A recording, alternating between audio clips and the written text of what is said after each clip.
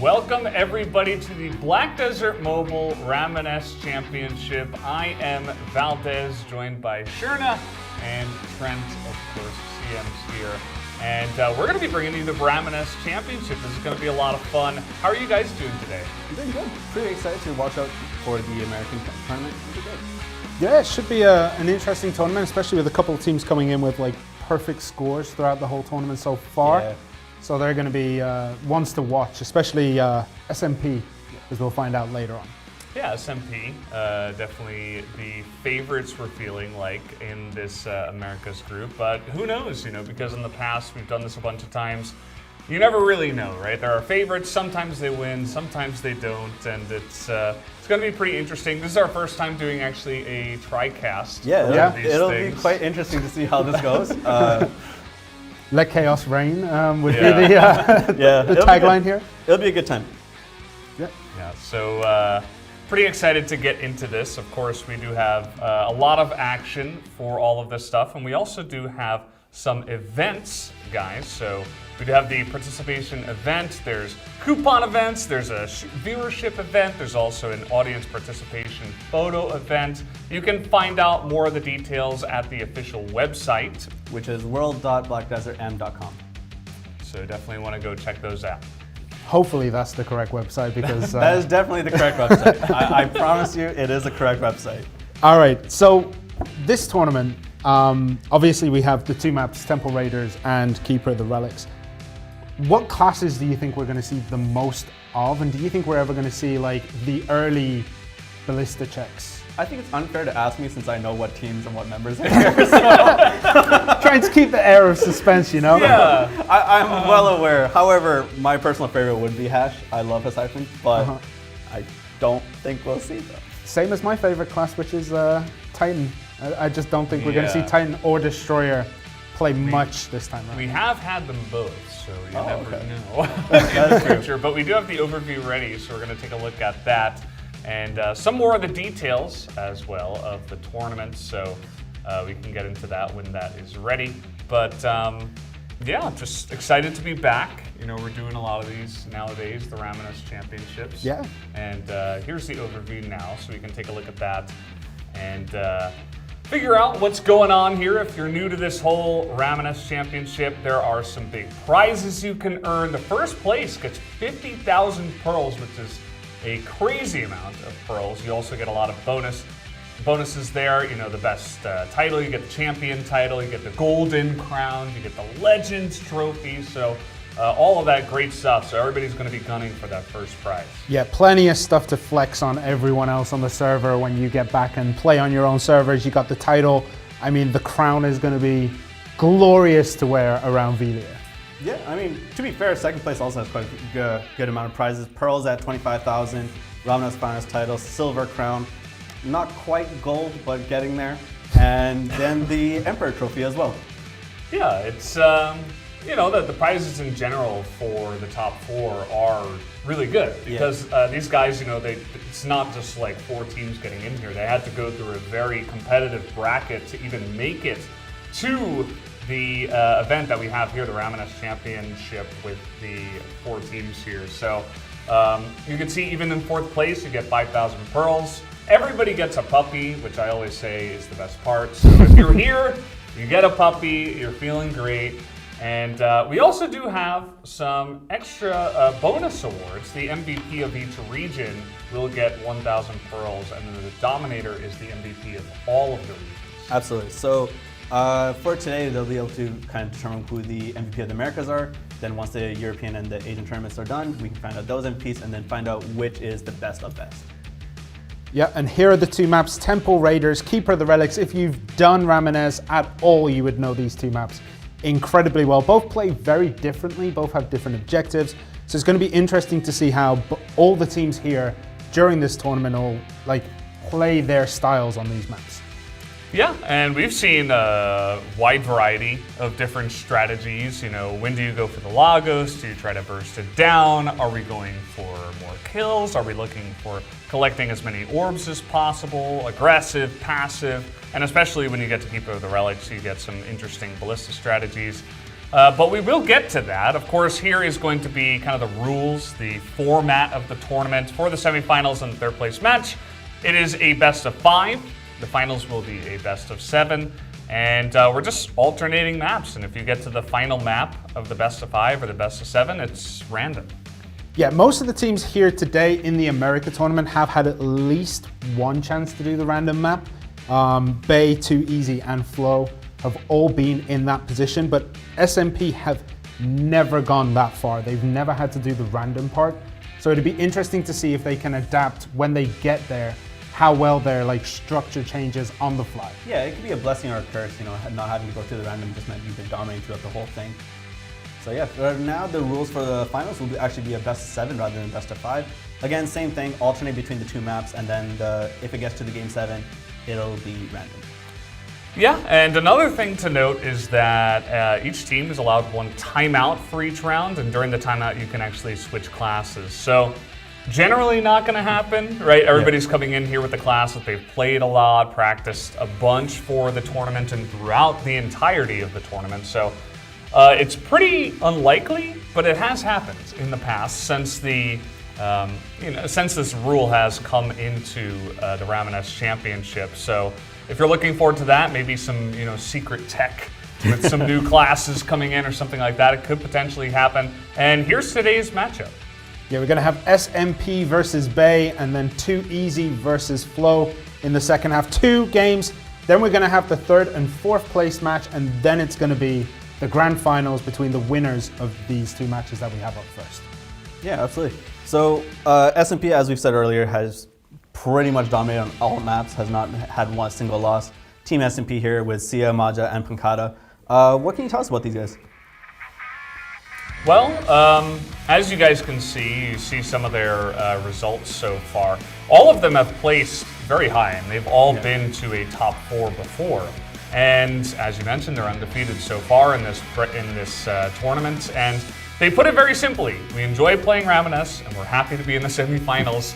They've been here before, all of them, and I suppose they're all trying to match Maja with potentially another championship under their belts. Yeah, but they do have to go up against an incredible team when we get to them. Bay, who, honestly, I think it's Big Guy, who just has a list, an absolute mammoth list of achievements that he has got during these Ramoness tournaments. I think SMP has a lot of work cut out for them, what with Sia and Maja kind of taking the ranks there. You can see by their class compositions, quite a bit of range there, with someone who's kind of close range as well as long range, as well as someone who goes in and out as Raven. So it's a pretty good matchup there.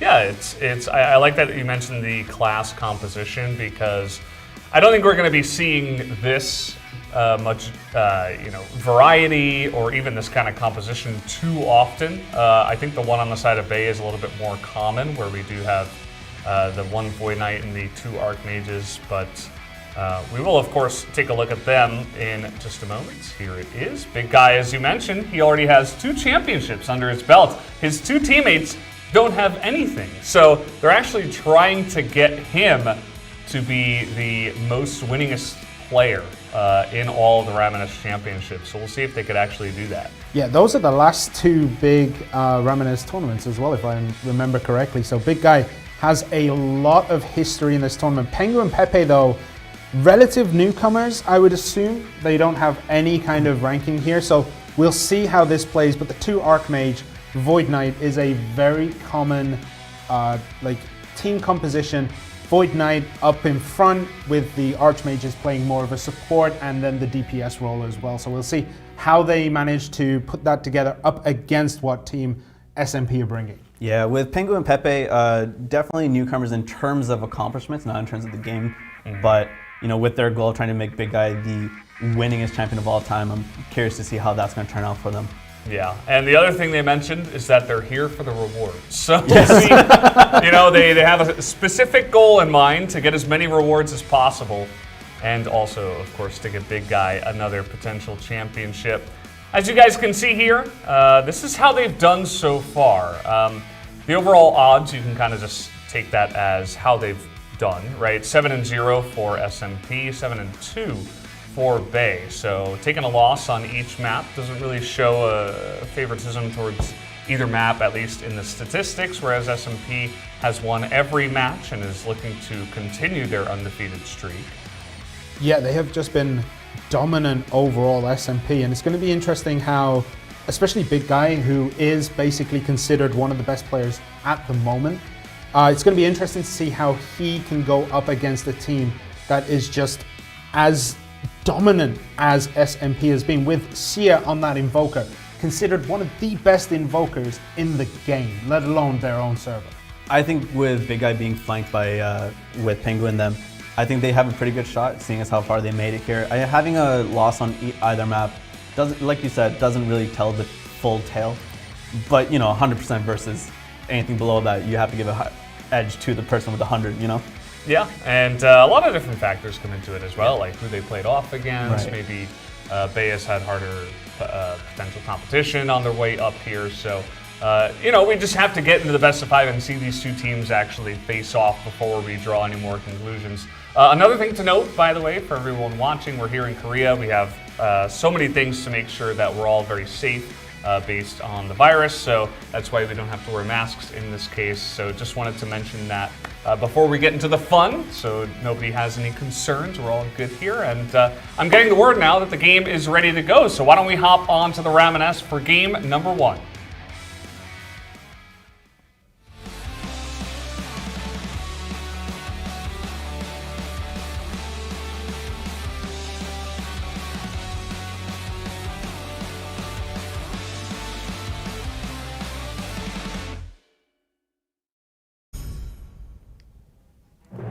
All right, here we go. We are on to the first map, Temple Raiders. This is one that if you've been around for a long time, you've probably played this map many times. It's a little bit more straightforward, right? You get the orbs, you get the monuments, and of course the Lagos later on in the map. Definitely. Yep. With Sia kind of now playing a distant role, but is pretty aggressive in their attacks right now. It's kind of interesting to see with the two teammates kind of going in, doing DPS damage there. Yeah, but Magi is taking a lot of damage. Is it going to be the first death in this tournament? We'll find out very, very soon. It's very low, and there you go. Magi is down and loses those points. Yeah, an unfortunate achievement, I suppose. The first death of the tournament, as you put it, as Magi does go down. Generally these early kills, they don't end up changing, they don't have too huge of an effect, but it definitely tells you kind of like how it's going, right? Who is more dominant in terms of the two teams as they're fighting over this monument, and it looks like Pepe was able to take that down. Yes, and Big Guy went down hard there. Kind of got flanked on both sides over there. Now Sia kind of encroaching on Pengu. Yeah, Bay with the early lead here, slightly more relics, especially with the honor in the middle. And let's just see how they manage to push around. We see Lightning there on the Berserker of Team SMP. Is he going to be able to get in and around the faces of Team Bay? Well, looks like Pengu did go down, so a bunch of kills going the way of SMP here so far, as the Lagos has spawned, of course. We are on to this part, and we'll see who can take the lead if they do take that down. Now again, it does seem like what they're doing is doing peripheral damage while trying to take out the enemies along the way, as opposed to just straight up focusing on Lagos. Yeah, not really damaging it down, but Sia is up in the face of this objective. He's going to be able to take it down before it gets stolen. The help bars just disappearing on Lagos. Who is going to be able to get it? Oh, and it looks like it is going to go the way of Bay. As actually Pepe, it looks like, was able to take that down. He's in the Lightning now and collecting so many points for his team. There's still a lot of time, but the whole team is healed up now. They get the salvation, and it's going to be difficult for SMP to come back. Yeah, Pepe needs to stay away from trouble. If he goes down, it might just catapult Team SMP into the lead. So Pepe is hiding within these bushes, making sure that no one can find him. But Magi has found him. He's frozen up. Pepe's trying to get out.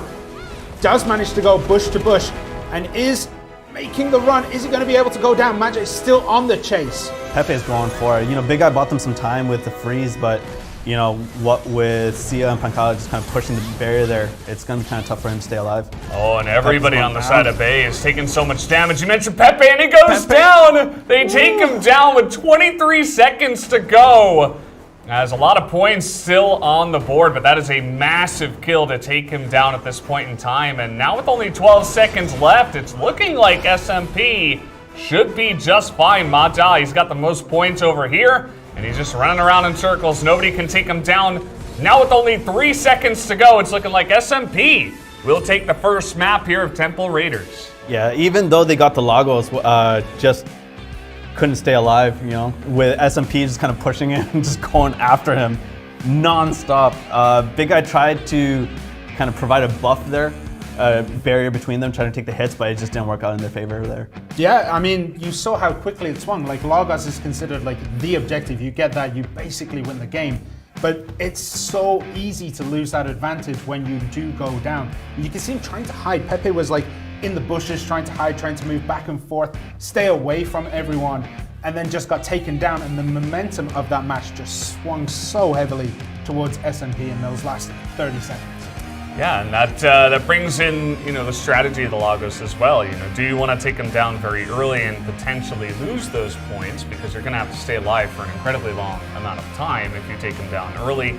Or do you say, okay, our team has more burst damage, I think we can secure it, let's not go for the Lagos yet, let's just look for kills and then we'll take it later.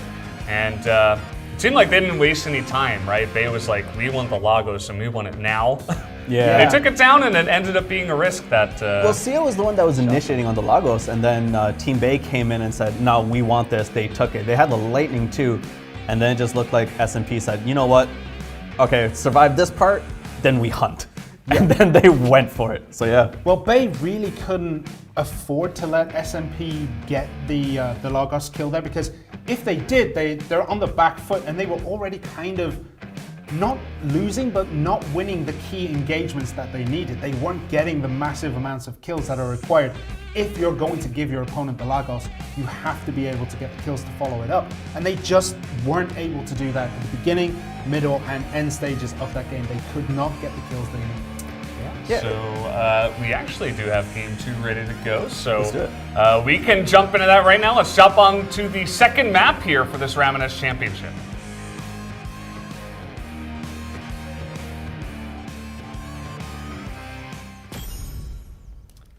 And here we go. We're jumping on to the second map. It is, of course, Keeper of the Relics. So this will be a little bit different. We have the two Ballistas that do offer a lot of points alongside of Lagos later on in the game.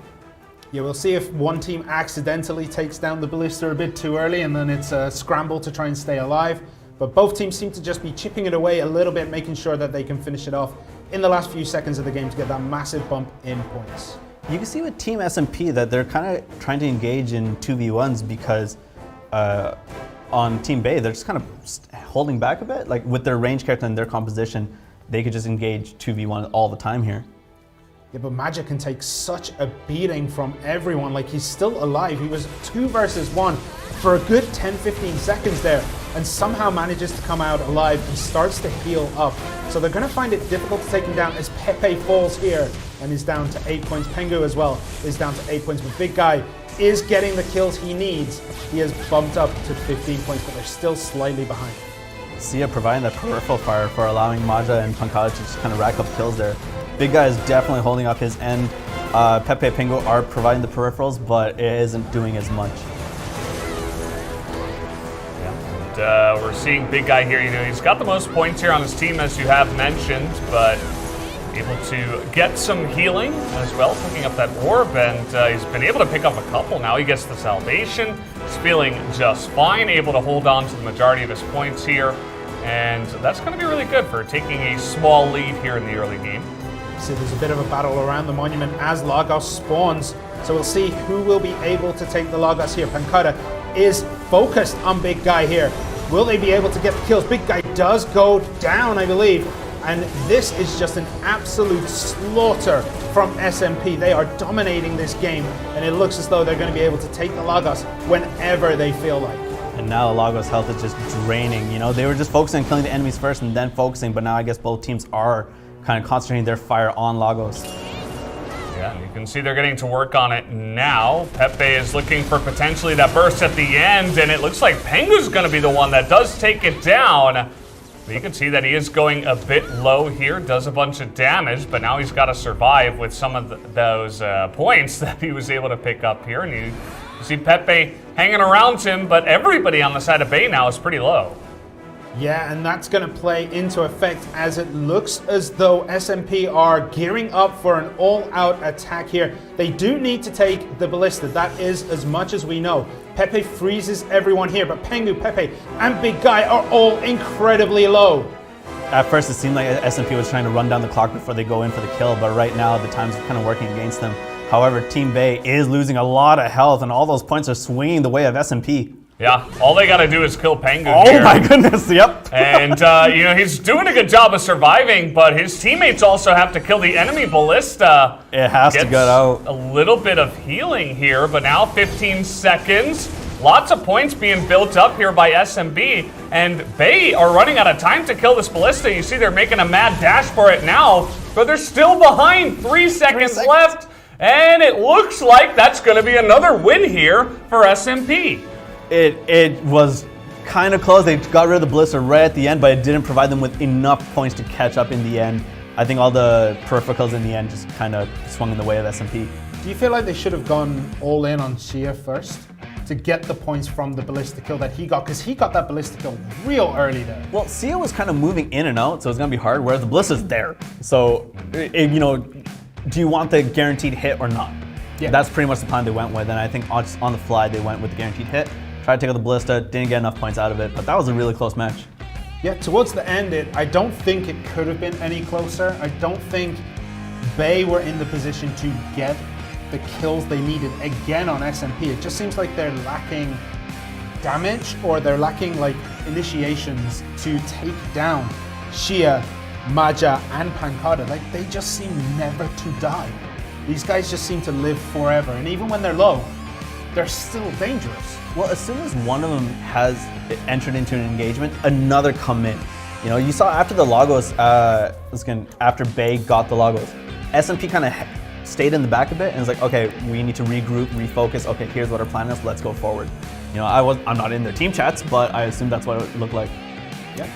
Yeah, and you know, maybe as you mentioned, it might just be like a composition issue where Bay, you know, they have the two Archmages, but the Void Knight maybe not able to lock them down hard enough for the Archmages to kind of back him up with the damage. So, you know, you got to lock down someone first to be able to follow up, but if you can't do that, then you're not going to get more consistent kills, whereas I think the varied composition on the opponent's side is probably getting some more work done. So now Team Bay on the ropes. They're down 0-2. SMP, as we kind of expected, as the favorite team, is doing pretty well here. Yeah, they're continuing this dominant streak, and they do not look like they're going to lose a game at all here. They are just absolutely slaughtering Bay, who, I mean, they have Big Guy, one of the most storied players in the Ramoness tournament, and he cannot be. It doesn't look like he can even hold a torch to what SMP are providing right now. I think with Team Bay, the team composition is great. The way that they're working together is awesome. But it seems like whatever they plan on doing or whatever they accomplish, Team SMP already has a fallback plan to recoup the points and keep the points. And that's what we've seen. Like, it's always Team Bay that had the Lagos. They had it go ahead, and then SMP just has a plan. Yeah. There's no argument that SMP are just, they look the more cohesive unit. They have like the Invoker and the Raven who can deal damage from afar, up close, while like the Berserker, Maja, is just tanking hit after hit after hit. And it's not only tanking, he then delivers the pain, gets kills on his own. Like, the whole team are built around surviving and dealing damage. Like, there is no real support on this team, whereas on Bay, they do have the two Archmages. So one of those Archmages most likely is carrying the heal spell, which may be working against them a little bit. They do need more damage. Yeah, so guys, we do have the next game ready, so let's hop into game number 3 of the series right now.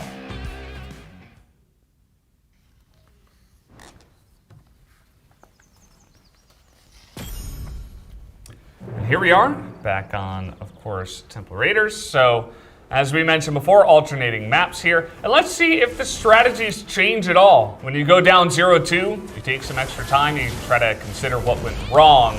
And we'll see if, specifically, Team Bay, do they mix anything up here? Well, they haven't made any clash changes. They're keeping with a very similar structure.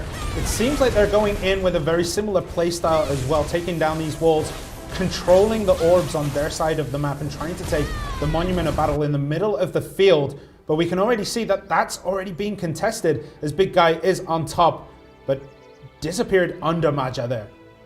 Yeah, with right now what it looks like is that they're kind of clearing walls along the way, which will allow a lot of your close range players to kind of dash in and out more without obstacles here. Big Guy goes down as well. Not going to be working well for him. Right now he's down to 8 points, whereas Pancada, Shia and Maja are all up there in the points, 14, 13 and 12, and they have the lead at this point of the game. Yeah, you can tell right there on the minimap as well. Well, we're looking through Sia's view, but on the minimap you can tell all of Team SMP are together. And whenever someone comes in, they send 2 out while the other focus on something else. It's always 2v1s. They're always trying to get the 2v1s on there. Yeah, they're trying to make a move here together. Big Guy has collected actually a lot of points after going down a little bit early. So he's been orb collecting. He's been picking up a couple kills. And not half bad, you know, now he is on top for his team.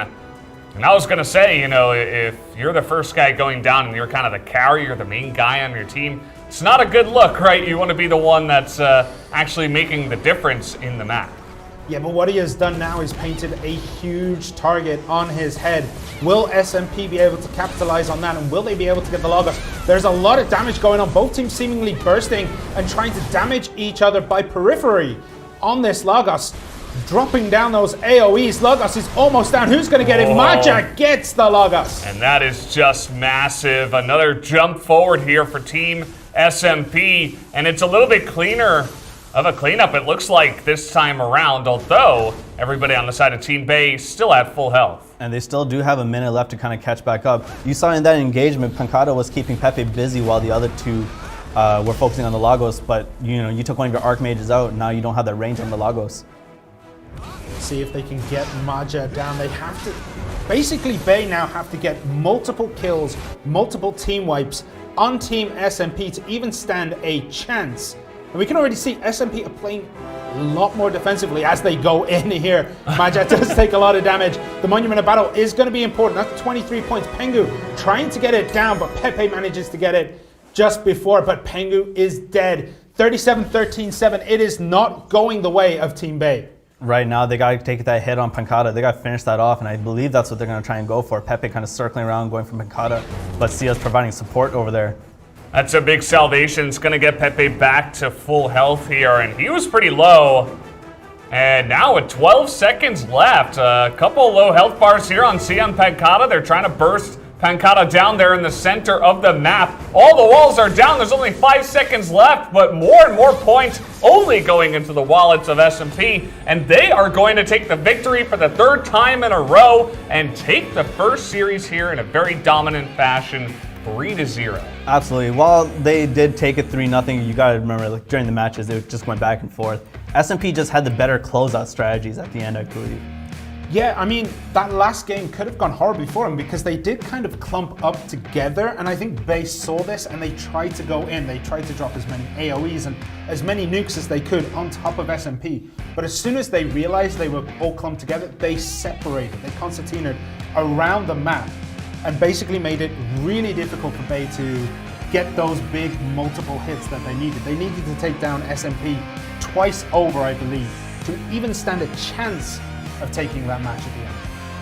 Yeah, so it felt like, you know, as you guys are kind of alluding to, like, it was a 3-0, but at the same time, at least a decent fight was put up there by Team Bay. Unfortunately, they don't end their day today with that loss. They are going to be playing in the 3rd and 4th place match that will be later on after the 2nd semifinal, but you know, at least they got close with a bunch of the games, but still a very dominating victory there to Team SMP. And now, I mean, having not lost a single map so far in the whole tournament, definitely have to be the favorites going into the finals. Absolutely. What it seemed like for SMP is that they always try to go for the 2v1s, and then there's another 1v1 essentially. Because one of their Archmages on Bay was always kind of on the outside. And then once the 2v1 was done, whoever has the most health would transfer over to the 1v1 and keep carrying on that way. So I believe that's one of the reasons why they weren't getting Lagos for the first 2. And then they just kind of stormed it back. Yeah, I guess they just realized that they just had more damage potential. They just had more health to play with. They kind of played super aggressive yet passive at the same time, if that makes sense. Like when they smelled blood in the water, they went on a frenzy. They absolutely wiped Bay. But they didn't overcommit. They didn't overextend into positions where they're all going to go down to Bay. And it was just so hard for Bay to try and claw back points when everyone on SMP is surviving multiple hits. They can do 2v1s if they get caught out. They have the more mobility. The Berserker, the Invoker, and the Raven are incredibly mobile in this matchup. Absolutely. I think with that team composition as well, because we were talking about the 2v1s, you have the Berserker who's close, you have the Raven who goes in and out, and you have the Invoker who's far away. So you kind of are able to match up with just about anybody and be able to help each other. So the Raven would kind of go back and forth between the two matchups and see what they can do. Whereas Maja was just taking hits and then dealing out hits. Yeah. It was terrifying. Yeah, and the Archmages on Bay they didn't really have much protection. It felt like they were always exposed and they were always dropping points because they could easily be picked off. The Void Knight was great. It was trying to move around, trying to protect the areas where the Archmages were and get the kills that it needed.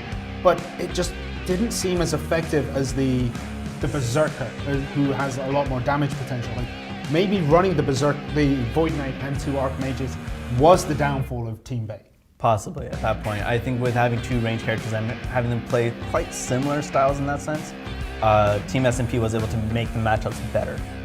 But with the Raven and the Berserker can kind of chase Archmages and go in close, and if they're too far away, have their own Invoker just kind of smack them a bit from long distance. Yeah. And Sia was doing a lot of that smacking. He ended up, I think, in maybe not in all 3 maps, but he had a lot of points for at least 2 of them, right? And it's kind of clear who the key player is on this team. It's Sia. He's very experienced. He got 2nd place with Ramoness just in the last tournament that he did play. So pretty awesome performance from him and the whole team. We do have the results ready to go, so we're going to take a look at those here now and just check out, where we're at here in this tournament after this match. As you can see, Sia is on top. Yeah, by a considerable amount. Big guy coming in second, 342, nearly 100 points behind. But what's interesting is you look at Maja. He was not there for points. He is there as a body, as a utility, trying to put pressure on as much as he can. And even though he's on the winning team, he is dead last in the rankings. But it didn't matter. He did his job almost perfectly in this matchup. That was a great team play over there with Maja, just kind of taking in the hits, then going in, dealing out hits, and then letting Sia or Pancada kind of finish it off. For the most part, Sia was finishing people off. With 432 points, it's a good possibility. On Team Bay with Pengu, Pepe, and Big Guy, I think they did great with their points, kind of relatively being close to one another, but that also does kind of tell a tale of they had similar roles. Yeah. Whereas on Team SMP, they had very, very specific roles into what they're supposed to do and how they're supposed to engage. Yeah, so pretty good stuff there, obviously, from Team SMP. Really looking forward to their performance in the finals, which is the next time that we're going to see them. The next matchup that we have Flow is one of the teams here, but Flow and too easy. Okay, that was so that matchup is going to be the next one that we do have. So, of course, guys, as is the way, we always do have a short commercial break. So we're going to go to that commercial break, and when we do come back, we are going to go into the second semifinals of the night. Don't go anywhere.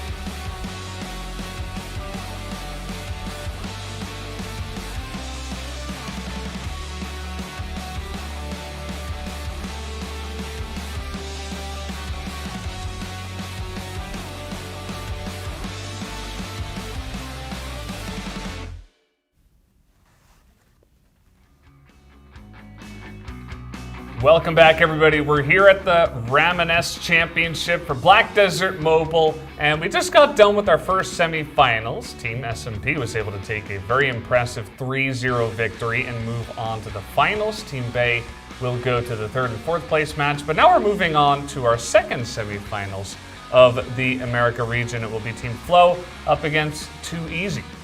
Yeah, two relatively new coming teams. Like, they don't have much history between the players on both sides. But the fact that they got here on pretty impressive record, 7-1, 7-2, it looks as though they're going to be maybe the teams to challenge SMP because they have a very different team structure, as Trent will now tell you. Yeah, absolutely. So as we get into it, we're going to take a look. Well, before we get into the team composition, we're going to take a look at matchups. SMP obviously took it 3-0. The series lead does not tell the full story. They were pretty close matchups all the way up to the end. We're going to go into Too Easy and Flow, as Sherna has mentioned. Pretty good records on both maps, so this will be kind of interesting to see. Their team compositions, however, are quite different from what we saw in the last semifinal. So there are no casters in this one. We have a Void Knight, Berserker, Fletcher for Flow, and for Too Easy we have a Paladin, Lancer, and Void Knight. So a lot of primarily close range combat will be seen here. Yeah, it's going to be interesting. Very different from what we saw in the last match. As you guys can see here on the bracket, Too Easy versus Flow, as you did mention, whoever wins this does go up against Team SMP. And you mentioned, Sherna, that neither of these teams have too much of a history of making it to the top. And you can see here for Too Easy, Saksuru Bada, which actually I think has the best name of the whole America's tournament. And Valendir is the one guy who does have somewhat of a history. He has been to the round of 8, actually, from last year, December. So looking to, they're a newly formed team that's eager to do their best and rise to the top, and this could be their chance. It is interesting to note that Saksuru is the key player, even though Valendir is the one with a bit of history. So it's going to be interesting to see what role the Lancer plays in conjunction with the Paladin and a Void Knight. See what their team strats are going to be in terms of their engagements. Right now we're going to go into the team composition for Flow. Juxt PS, Grey Werewolf, and Red Monarch, a Void Knight, Berserker, and Fletcher. So they have a bit of range, but a lot of it is based on close range combat. Yeah, and again, one player reaching the round of 8 on this team, which is Juxt TPS. This time the key player, it's going to be interesting to see how they utilize the Void Knight compared to their opponents. But the Fletcher is an interesting choice. This is the first Fletcher we've seen today. Let's see how it performs overall against a very melee-based team in Too Easy. And you know, with each member having a completely, or as they say, a different role, they keep their team strong. It is going to be interesting to see if they do go the route of 2v1s with someone on a range and a close, and someone, one of the other close range combatants go 1v1s. I don't think you put range as a 1v1. Yeah, definitely need to take a look at the strategies that they do bring into here. You can see what they've done so far. Too Easy has only lost one map, which was Temple Raiders, and on the other side, we do have 2 losses on Temple Raiders for Flow. So, you know, it's just stats. Again, it depends on who they faced off against and how the matches went. You know, we had a 3-0 for the first semifinals, but every map was relatively close. So, again, we just need to see them get into the maps and face off before we draw any conclusions. Yeah, Keeper of the Relics makes sense that they have a 100% win rate because it's a much more open map. You can have the 2 melee characters with the Fletcher quite far behind, just raining that extra DPS no matter where the fight is. If the fight's on the left-hand side, he can be roughly in the middle, pointing that way. When it's on the right-hand side, if they're doing 1v1s, he can always be there just to lay down a little bit of extra DPS on top of his opponents. So we'll see if they can utilize that, but they do need to improve that keeper ratio, the first map ratio, because going down, man, it's going to be rough if they're going to have to play it at least twice. Absolutely, and with Void Knight and Berserker on their teams as well, it's going to be hard for them to maneuver unless they take down all the walls, essentially. Yeah. Because a lot of Berserkers and Void Knights have skills that allow you to kind of go in and out and quickly. So you can support the Fletcher, but you know, with the walls, you'll run into it unless it goes down. Yeah, and the Fletcher's also going to have issues with line of sight, I guess, on Temple Raiders, which is why they have a slightly worse record there.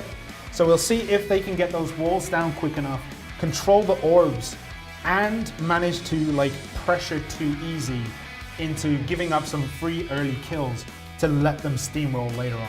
Yeah, and I'm getting the word, guys, that game number 1 is up and running, so let's hop into our second semifinals right now.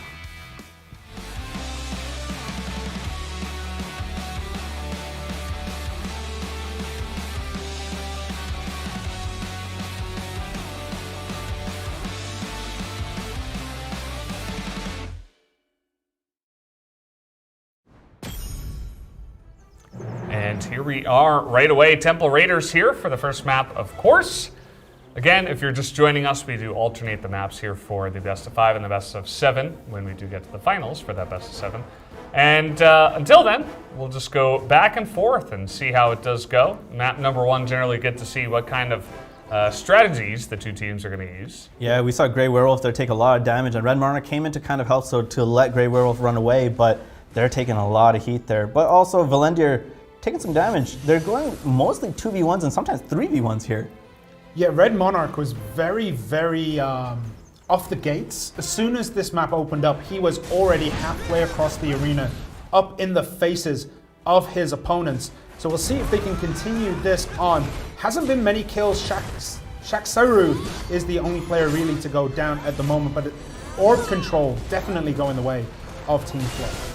Yeah, I mean 5-1 so far, make that 6-1. Pretty dominant here in the beginning of this first map. And that's generally a good sign for the team that's winning and a pretty bad sign for the team that's losing because, you know, while it is just early kills that are kind of scraping away at the points, it can kind of tell you the way that this match is going to go. So we'll see if Too Easy can try to get some more map control here. They're losing a lot of orbs. They're at least going to get the monuments, so they did get one big objective there. Yeah, and that ties up the scores as well. We're at 45-43, just going towards Too Easy. But I gotta say, Flow look better when it comes to these PvP engagements, when they're trying to get the kills on the other team. It just seems that Flow are a little bit better in that situation than Too Easy. So we're gonna have to see what they do around this Lagos. Grey Werewolf taking a lot of hits over there, made the wrong engagement and does go down. We said Juxt and Red Monarch kind of go off on the side trying to take out Valendir, but it just didn't work out in their favor that way. Grey Werewolf went down, bad engagement there. Yeah, we're seeing a very similar strategy here where both teams are kind of just shelling down the Lagos. They're not wasting any time trying to take down this objective. Who's going to get the last hit? It will be Too Easy's Valendir. As he does pick that one up, he's got the lightning now. Will be able to wipe 2 members on the side of Flow, so the hell with that early map control. It looks like Too Easy has taken back control. Absolutely, but with a minute left, there is still a lot of time for Flow to kind of catch up on those points. They have to focus their attacks on Valendir at this point. Yeah, they are, like, Team Too Easy are just too heavy with Valendir and Shaksaru offering so many points, and there isn't that on Flow. Sure, Jux TPS has a lot of points on him, but the other 2 players are relatively low, so they can be overly aggressive trying to get these kills and not worry about slipping further and further behind. Yep, and you see Valendir just using the skills of the Void Knight there to just duck out of dodge over there. It's really tough to kind of catch Valendir at this point. Yeah, he's really using the brushes very, very nicely. And as you did mention, they're chasing him down as hard as they possibly can. But what's happening is that Too Easy are getting more points as this game does come along here. Valendir is holding on to his points with full health very easily. Gotta love the dodging potential and the ability for the Void Knight to hold on. He's getting run down now. Does take a bunch of damage, but it's a little bit too little too late, as right there at the buzzer, that is going to be Valendir holding on to the majority of the points and winning that first map for his team. Absolutely. You saw Shax and Buddha just kind of cut off the other team in terms of their engagements towards the Void Knight over there, but they just definitely pushed him in and just kept them where they should be so that the Void Knight can just duck and get out. Yeah, Shaksaru and Butter definitely zoned out their opponents on that map, making it really hard.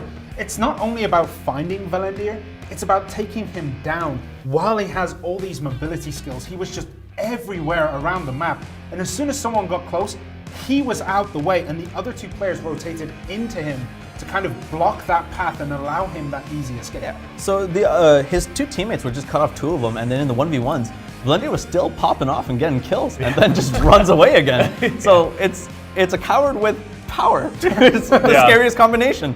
Yeah, Grey Werewolf really did seem to go down way too easy, fight after fight after fight. I think he ended up with the lowest points in that match. Quite possibly, yes. It wasn't his game, but we've got to see how they perform on Keeper of the Relics. Well, like I said, I think just because of the mobility and the kind of restrictions within the stage, having the Berserker as well as the Void Knight trying to get in there and try to make the engagements correctly didn't work out in their favor. So I think maybe in the next map where it is more open, you'll be able to catch players more. But I mean, the one issue is then the other team, Too Easy, they are also all melee. It's Paladin, Lancer, and Void Knight. So whatever strengths Keeper of the Relics holds for Flow, the same can be said for Too Easy. Yeah, absolutely. And I think with Fletcher as well, you need somebody to support Fletcher. Yeah. You absolutely need someone. So a Berserker can't just go in on his own. The Fletcher also has support, and you support the Fletcher that way as well. Yeah. But when you go 2v2s, it's just picking them off. Take out the Fletcher first, then focus on the Berserker. Yeah. Maybe going a little bit too rogue in that one. We'll see if we can calm it down a little bit as we do have game number 2 ready to go. So let's hop into that right now.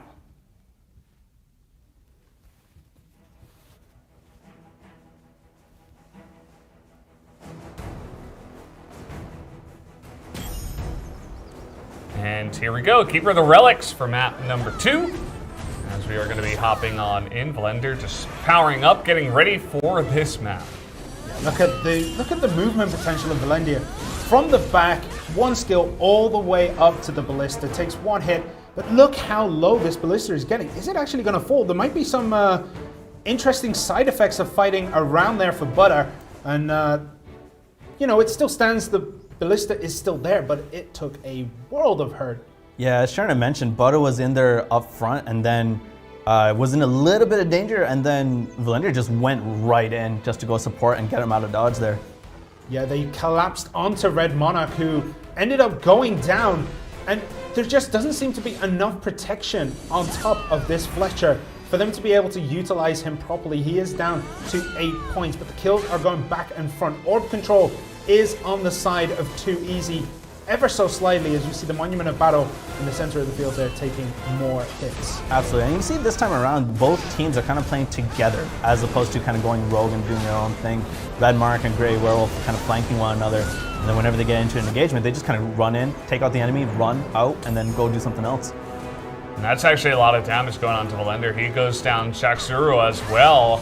A couple of these guys on the side of Too Easy that have picked up a bunch of the orbs, taking a bunch of damage and might be going down here soon. So we may see a kind of similar effect to map number 1, where Flo does get an early lead. It's a bit closer this time. You can see the orbs very even, and the monument did go to Too Easy once again. So looking pretty even as it stands now. Shaxuru a little bit low here, though. Yeah, that's the big problem on the side of Flo, is that he is just too low. Shaxuru does go down, can't even be a part of this Lagos fight right now.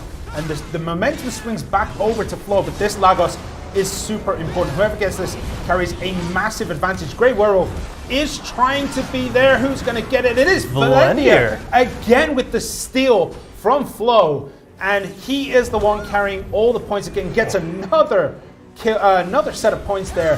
Valendir just absolutely dominating. Now this it's map. a matter of catching Valendir. But you saw over there, Flo definitely changed up the strategies over there. They started focusing on team play, and now they're kind of gathering together. You don't see Grey Werewolf kind of going off on his own and trying to take out somebody. Now they are working together, so it'll be interesting to see if they can catch Valendir.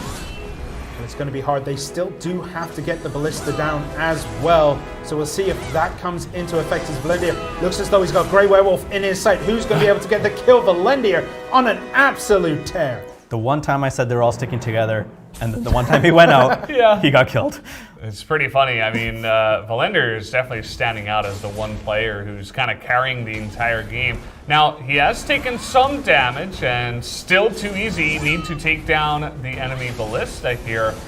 Some pretty nice orb control as well going to the side of Flo here in the later stages of the game, and that's a big kill onto Valendir. Yeah, that's a massive kill. That's a massive one.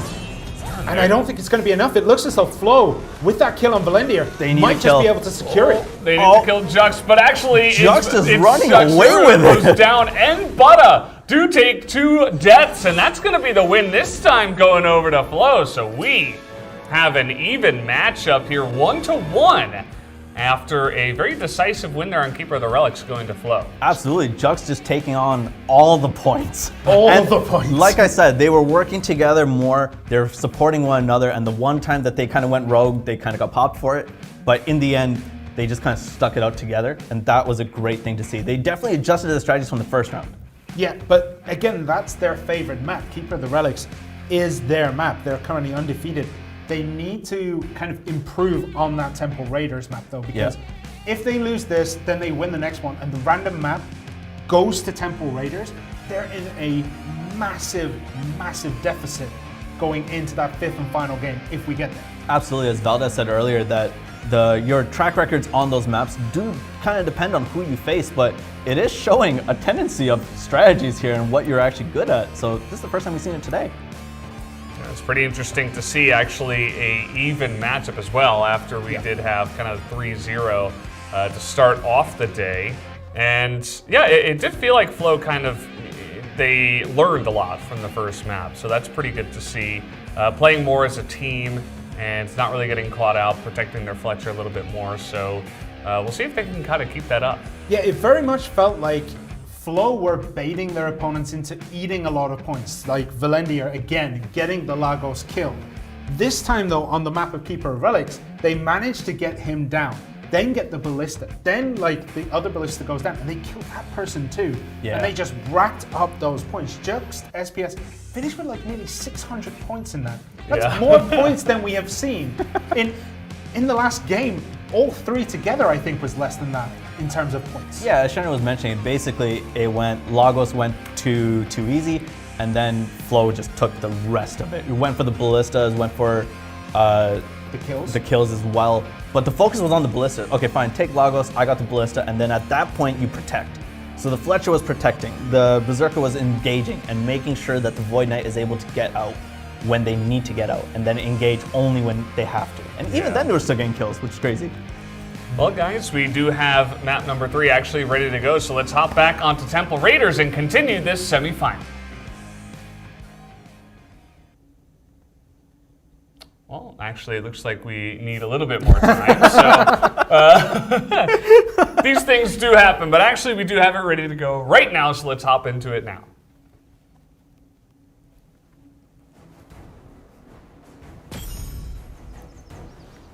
And here we go, back onto Temple Raiders, and right back straight into the middle to go Flo as a team. Yeah, Flo working in together again. They're not doing individual engagements right off the bat. There was that one time when Grail just went right in. Butter gets the statue. Has anyone gone down yet? I don't think they have gone down. No, but Butter is about to go down. We can see him incredibly low. Is he going to be able to survive? He has a slither of HP as he goes into this, but we're looking at the key players here. Shaxaru and Jux TPS are basically the main players of both these teams. Grail trying to do a lot of damage there, but again, falls back with Red Mark and Jux and takes the center. But Valendier and Shax are kind of all around, trying to figure out, I assume, how they're going to engage. Grail going in Rebel over there. Yeah, you know, he's kind of been doing that all the time, and he did take the 1 death, so I don't blame him. Just try to get as much efficient damage as possible, but he gets lightninged in the face, so not going to end up helping anyone but the enemy team at this point in time, but that's okay. He'll be able to come back strong and try to take them down. Taking lightning in the face is not the best of strategies. I will say that much. However, again, like you see, like Flo is trying to stick together, making sure that nobody takes an unnecessary down, essentially. Yeah, and we can see like Shaxaru from 2 easy, just managing to like kite all the way around the map, maintaining this 50% HP that they've got, keeping those points, and that's going to be essential as we get into the Lagos phase of this map. Is just maintaining your point advantage. It's very, very tight right now, 46 to now 49. I think both teams were waiting for the Lagos, and now that it's here, I think they're going to go straight into the middle for it. Again, too easy, kind of gathering together and then going rogue on the sides over there. Shaxaru is really getting into the back line. You can see just trying to put that lance on the back of everybody, and the Lagos taking a little bit less damage this time around. I think there's a lot of shenanigans happening here. But now we do have the Lagos taking a bunch of damage, down onto 4 health bars, as it is going to go to Flow this time around. So they do take it down, and now Jux TPS has this lightning and will be able to take out, or he's looking to take out someone. Blender actually having a lightning of his own. Everybody seemingly have a lightning in this map. Too easy strategy of just individualized go rogue on the outside has helped because they couldn't get anyone with the lightning over there. Nobody was conglomerated in one area. Well, we'll see if Jux TPS can survive the rest of this match. He's hiding pretty well right now. Too Easy are looking to get these kills to try and bring themselves back in the game. They can take down Red Monarch and Jux TPS, and they will be in a very strong position to take this map, but they have it all to do. Too Easy need to extend and get these kills, as Grey Werewolf again seems to be the sacrificial lamb, taking an absolute ton of damage. The tanky sacrificial lamb, and it still has yet to be sacrificed, which is great. Yeah. Red Monarch providing support there, but they got hit with the freeze. This Lamb is a beast, but still a lot of points going the way of Too Easy. If they could get 1 kill, they could potentially sneak this map away. It's incredibly close. 4 seconds left. 4 seconds left. They need 1 more, but they can't. And Red Monarch and everybody on the side of 2Flow is going to be able to run away just well enough to get out of dodge and survive there. So a very close 3rd map here. But again, at least Flow were able to pick it up. Yeah, great shout out to Grey Werewolf there, because we keep saying that he goes rebel and kind of goes rogue on his own, but every time that they would get into a team strategy and kind of get together, Grey Werewolf would come in and bust that up. Yeah. And that part was good. So again, Sacrificial Lamb has a role in the team. 100%, and the thing is, he ends the games with so low points that he has that affordance to be overly aggressive, because if he dies, congratulations, your team got like 4 points. Like, it's nothing huge. But if one of the other players who do get the kills, they got the Lagos kills and they get the most of the orbs, if they go down, that's a much worse situation for Team Flow. So they're controlling the pace of the game. And it is great that they get this kill on this win on Temple Raiders, as the next map will be Keeper of the Relics that they have a 100% win record on. Yeah, it does seem that they do have an issue with mobility in terms of a closed space, but I think with the next map they're going to be able to kind of just roam around again, and it can go either way. That last matchup was super close. Within the last 15 seconds, points were swinging left, right, and center. Yeah. And, Too Easy almost came back, but as you mentioned, going on to this next map, Keeper of the Relics, it was absolute domination by the end of it, at least. For most of the map, it was close, but then in the last 30, 45 seconds or so, it was just all Team Flow. So I'm getting the word now, actually, that Too Easy has taken a timeout. So keep this in mind. They don't have to change classes, but there is a chance that they bring something else out. They might bring some range in this, because in the last map, they just didn't have that range other than, let's say, the Paladin with some long distance skill, but that's just one. So hopefully I think they'll bring out somebody that has a lot of range to counter the Fletcher as support. Would you bring a mage? Would you bring like something like that, or would you bring something more damage focused? Like, what are you going to be bringing? Who would I bring? I'd bring Hessashin, but that's not relevant here. Like, in terms of team play, I would say maybe a Caster or Fletcher. If I was kind of going to go in it on my own and go for my own bread, I'm going to go for Hessashin. Yeah. Maybe the Invoker would be a good pick here. Invoker would be good too, yeah. Invoker or Archmage. I think maybe both teams have kind of thrown away any healing abilities. We're gonna go in. No, yeah, Grey Werewolf is like, look, I can kind of heal, but I'm just not gonna. I'm just gonna DPS everyone else down. Yeah, so this does seem like a war of attrition at this point, you know? Yeah.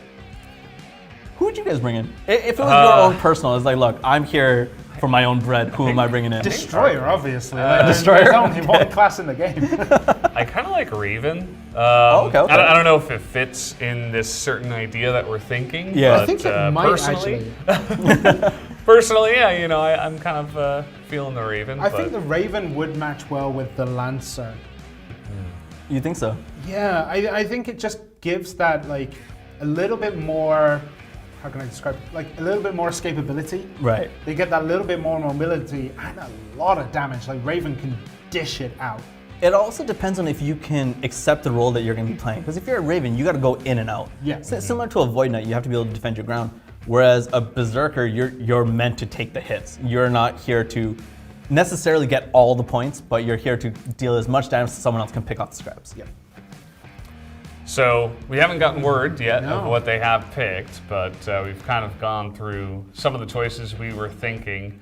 It could just be that they're taking time out to talk about what strategy they're going to employ, because the first time they played on this map, their strategy just didn't work. Like, Too Easy got kind of manhandled by Flow when we got to Keeper of the Relics last time. So maybe this time they're like, okay, we have to rethink our whole strategy, come up with something new, maybe even go for an early ballista kill and just throw caution to the wind and go for it. It could also be like, guys, look, Grey Werewolf is going to charge in. Don't panic. That could be the strategy. Because you've seen that in the last one. Grey Werewolf just jumps in, then jumps out, and they were all scattered, and they didn't know what to do. And then with Flow, they just controlled the center almost the entire time. Well, they need to control like a more open area because of the Fletcher. Right? If on the walls there, if you're not controlling the center, you're kind of pushed out the game, because when you're on the sides, you have 0 angles. You have nowhere really to fight. Yes, you do get kind of close with Fletcher occasionally, but like you do need those alleyways to fight. Absolutely. This map though, it doesn't have anything blocking those routes. So the Fletcher Red Monarch should be able to put down a ton of damage and allow Jux TPS once again to rack up nearly 600 points. Yeah, honestly, you know, unless they change up something in a big way, like maybe throw in a new class or, as you mentioned, you know, don't panic when the werewolf charges at us, or, you know, try not to die once you get 300 points from the ballista. That'll probably help. Small some stuff like this, if they can't figure that out, this is looking maybe like a 3-1, because Flow, even though it was close in that last game, they did have the lead for most of it. And actually, I'm getting the word right now that the game is ready to go. So we can hop into game number 4 right now, back on the Keeper of the Relics, and find out who's going to take this win.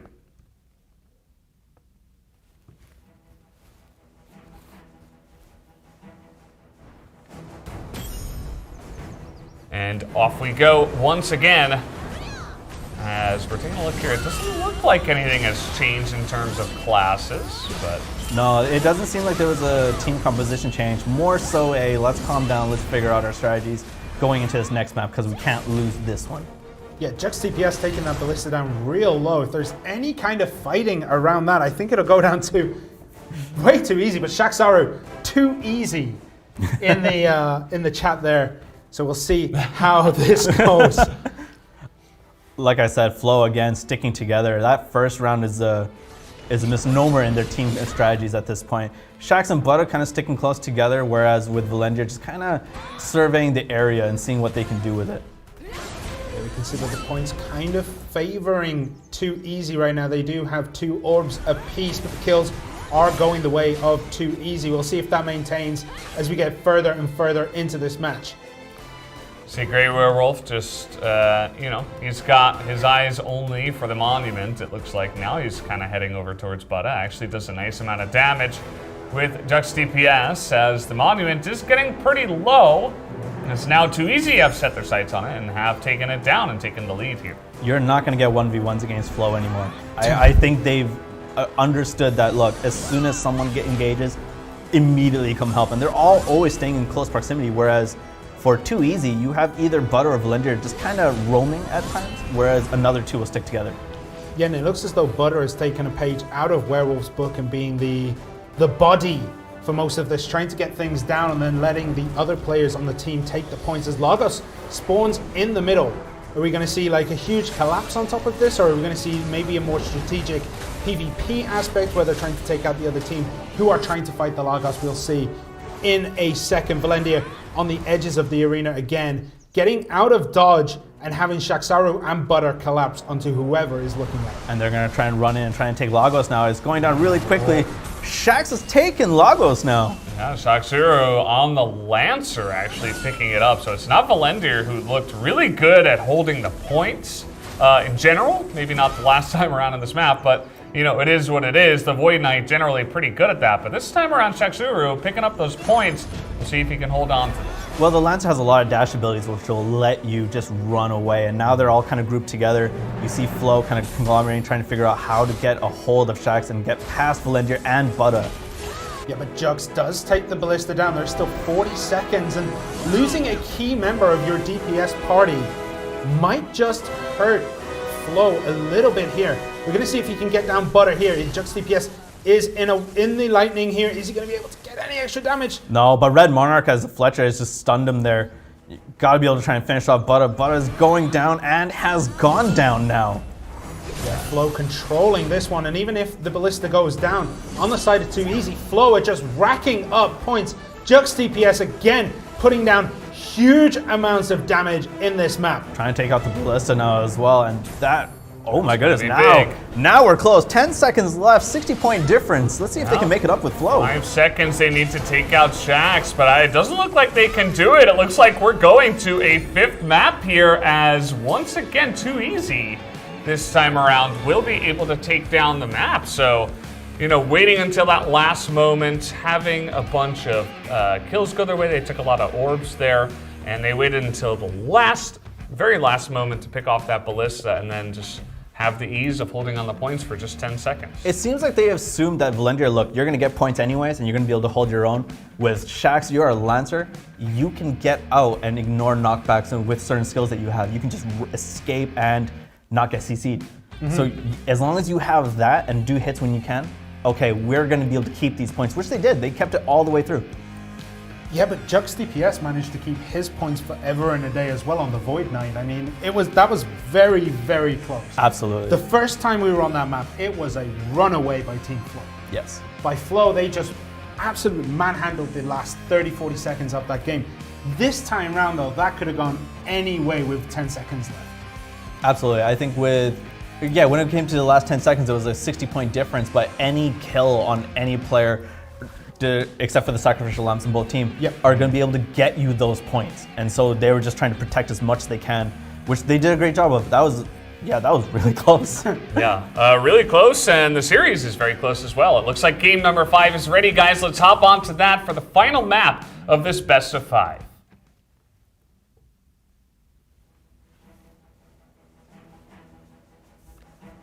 As here we go. It looks like the randomizer has chosen the same map. We're back on the Keeper of the Relics as pretty interesting. You know, a win apiece going to each team here on this map, and we'll see who takes the cake this time. Immediately going for the Ballista, trying to draw it down. Now that the health is down low, they're going to be able to try and go focus on other players. So if they're behind in points, they're just going to take out the Ballista. That's how it always goes. And Jux TPS is down. And that's, I think, the first time he's dropped, maybe the second time he's dropped all series long. The guy just doesn't seem to go down very easy. And it seems like Too Easy are managing to control the points a lot better this time around as one orb goes each way as Too Easy get a second and third orb overflow. Too Easy is making the right engagements right now. So whenever someone's in trouble, they go and help, and then they all conglomerate again together. Flo, same thing. They're going with 3. They're not going to try and skirt around the outside because they just don't have that kind of mobility the way that Too Easy does. We can see them posturing here, trying to find a way to come out. Flo do eventually engage, and Jux DPS is going to just manhandle this. That's a pretty insane amount of damage. I mean, both Werewolf and Juxtapose, they're really down on their points. And now the statue has also gone to Too Easy. So a really nice beginning of the early game here, going over to Too Easy.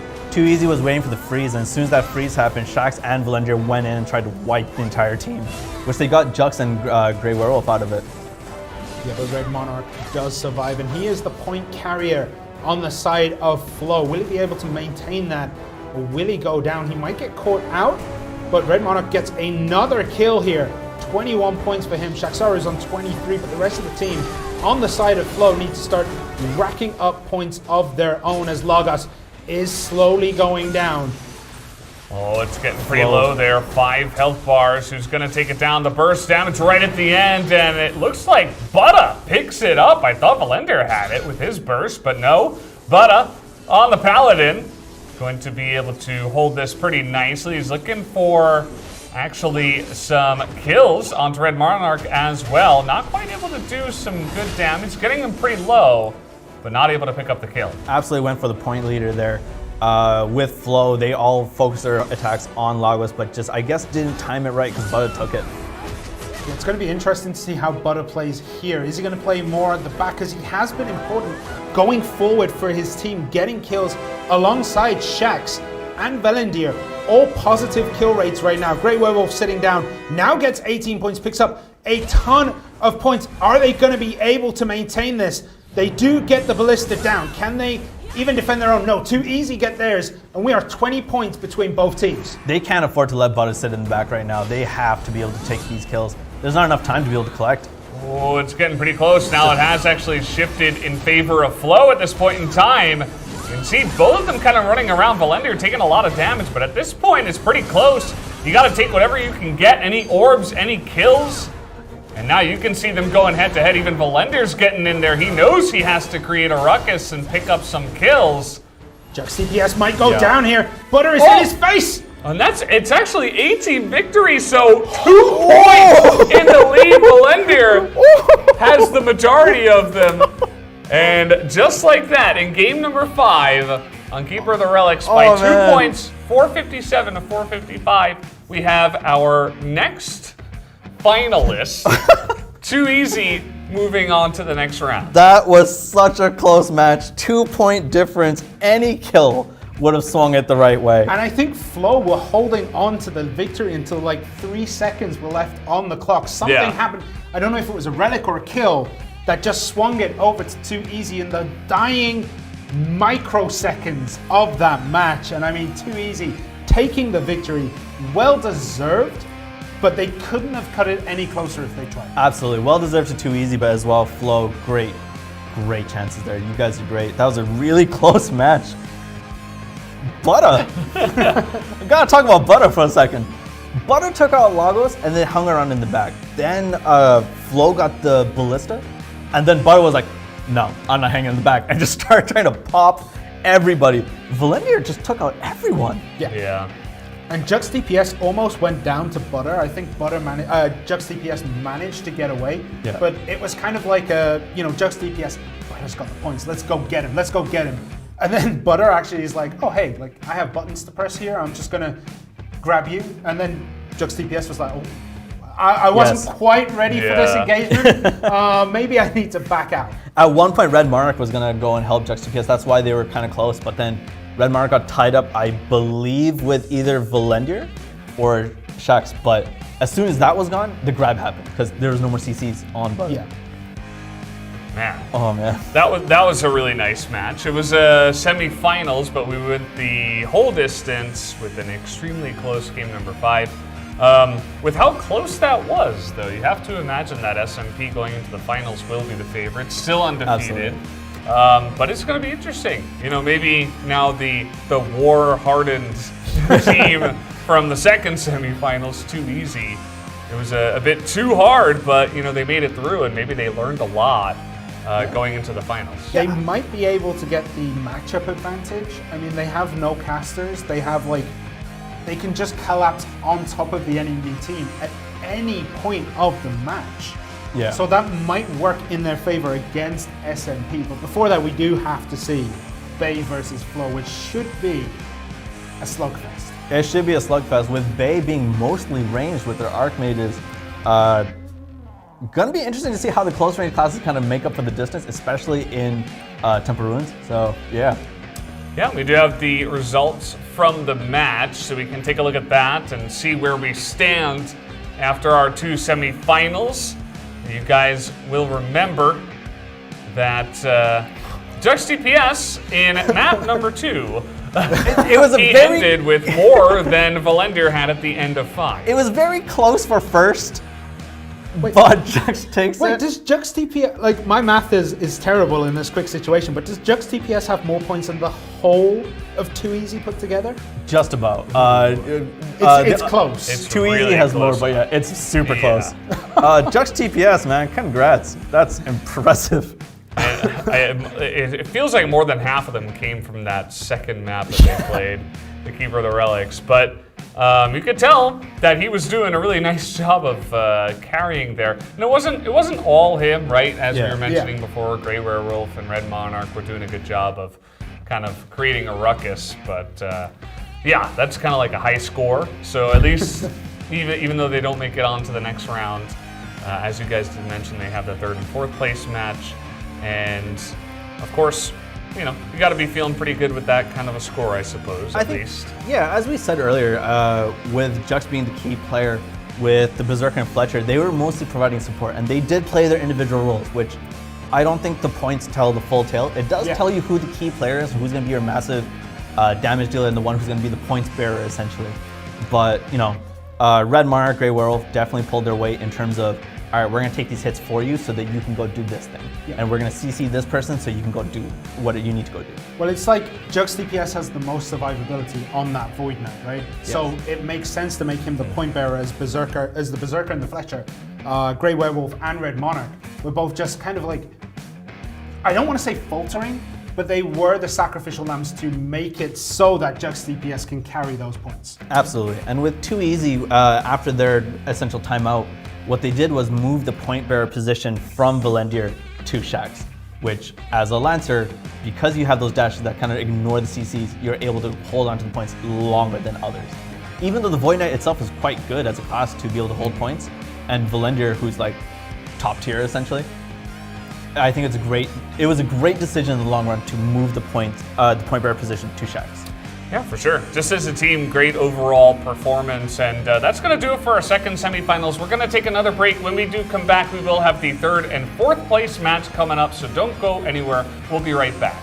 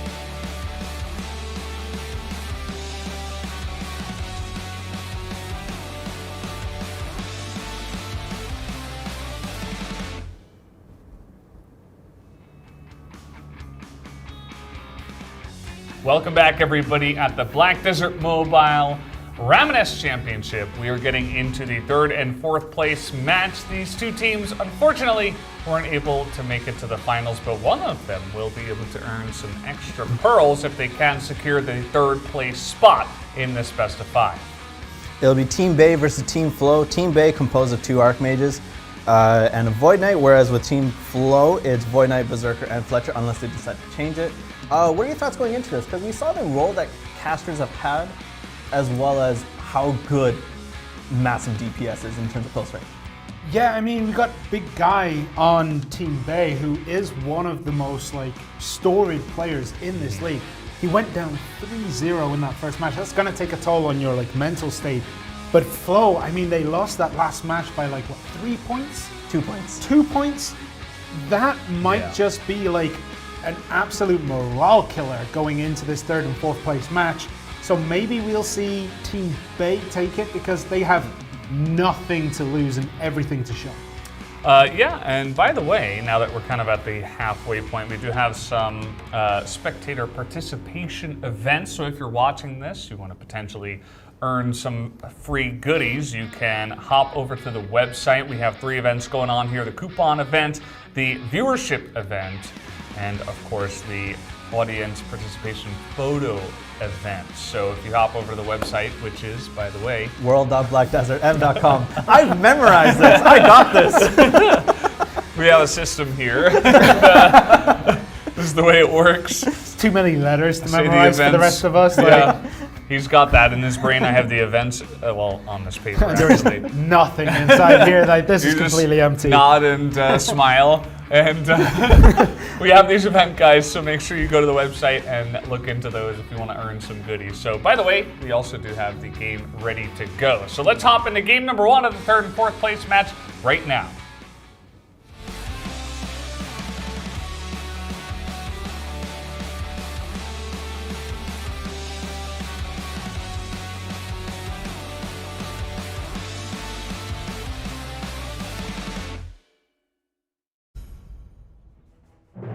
Here we are, right into the match. It's Team Bay up against Team Flow. And you can see they're not wasting any time, actually just running at each other and trying to get that damage down. Team Flow's Grey Werewolf with the same strategy as last time and has paid a price for it, unfortunately. Red Monarch also going down now. It just seemed like a disjointed attack there. I believe Bay was ready for some kind of blitz.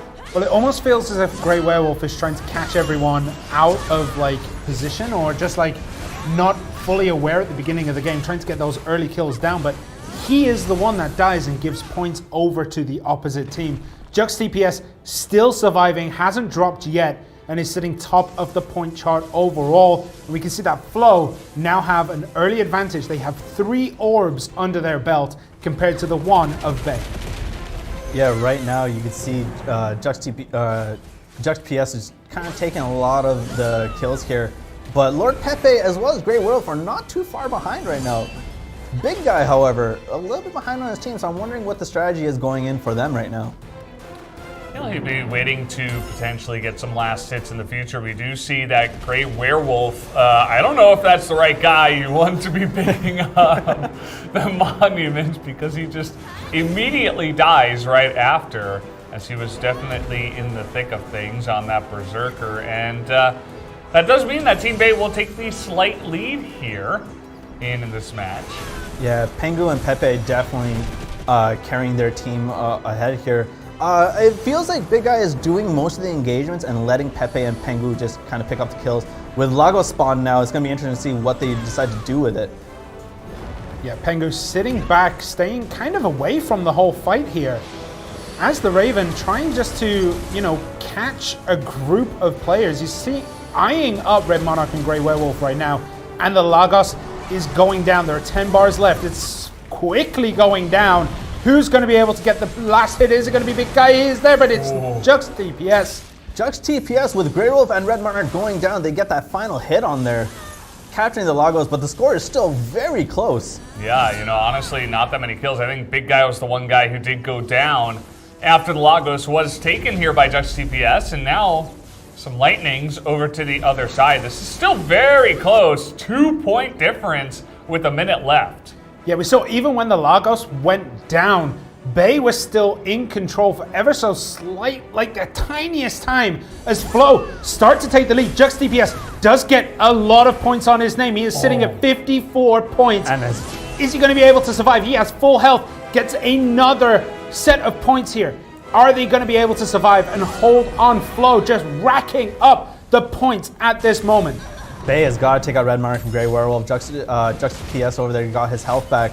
Red Monarch is kind of holding on, but he's going to take a hit there. Oh, he's so low, and he's not quite dead, but this is going to be a really big swing, actually, in favor of Bay. They totally wiped the enemy team. Everybody defeated consecutively there, as you can see. And at the perfect time as well. Big guy's super low, but it just doesn't matter. There's no more time for Team Flo to try to catch back up. So that first map is going to go eventually into the hands of Team Bay. Absolutely. We saw there, Big Guy just took the hits with a little bit of health left, but everything shifted in the last 15 seconds or so. All the points went towards Bay, and there was nothing that Flo can do at that point because they had just started to res. I mean, Jux PS has been the rock on Flo, the point bearer, and in those last 20 seconds, he dropped like a rock. He just disappeared off the map. And that gave Bay that huge swing in points. I mean, before that, it was close. Flo, I think, had the advantage before that decisive fight where all three members of Flo went down. Huge point swing towards Bay, and by that point, it is too late. Flo just couldn't get back into that game. Well, we also saw that Pengu usually plays Void Knight, but this time opted for the Raven, which was an interesting thought there, just because the way that they were dashing in and out was a very different style from what Pengu was playing in the first round in terms of the semis. Yeah, and guys, it looks like we do have our second game ready to go, so we're hopping right through this one and we're ready to go. So let's hop back onto the Ramoness for the second map.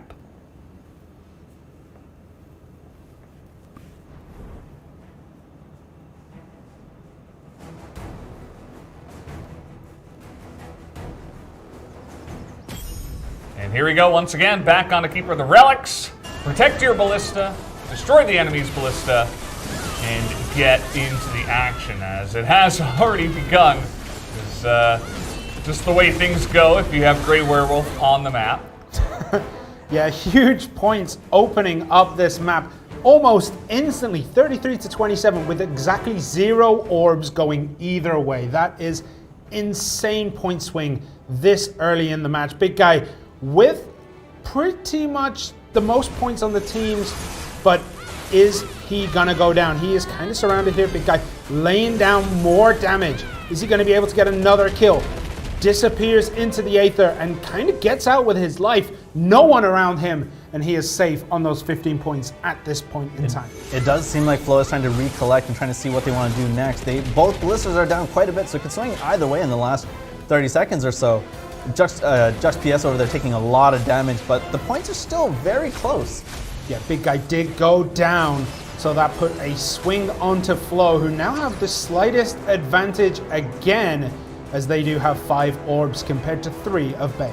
Red Monarch going off on his own a bit, trying to just provide peripheral damage, and Jux PS over there, as soon as they see Red Monarch engage, Jux PS or Grey Werewolf goes in to go help. That's kind of the way it does go. Jux DPS, as you can see, he is not backing down from the fight. The Void Knight play from him has been quite good, as throwing a bunch of stuff at the Meteor right now. We'll see who does pick it up, as it is going to be Team Bay, and that's right before the Lagos spawns, so good timing on that one. Yeah, and they immediately disengage, try to find like where they're gonna attack next on this Lagos, finding out how they're gonna engage. Are they gonna burst it down? Are they gonna try and, weaken the numbers of Team Flo? That's gonna be important here, as we see Grey Werewolf again sitting on a low amount of points, who goes in on the Lagos. Damage just raining down from the skies right now. Who is gonna get the final hit? We're down to the last 2 bars, and it goes to Big Guy.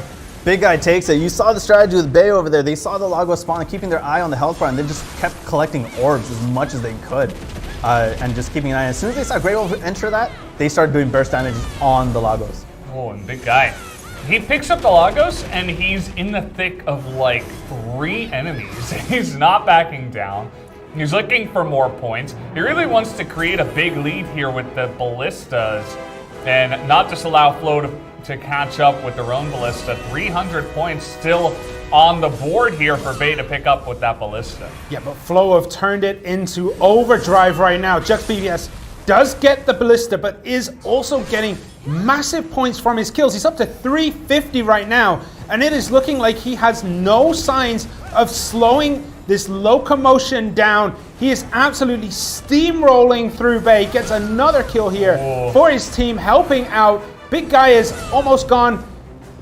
Basically a pixel, and that is frozen. Jux PS, no one near him either to try and get those points off him. Absolutely. You see Grey Werewolf and Red Monarch keeping everyone engaged. Grey Werewolf played a huge role in that, keeping everyone away from Jux there.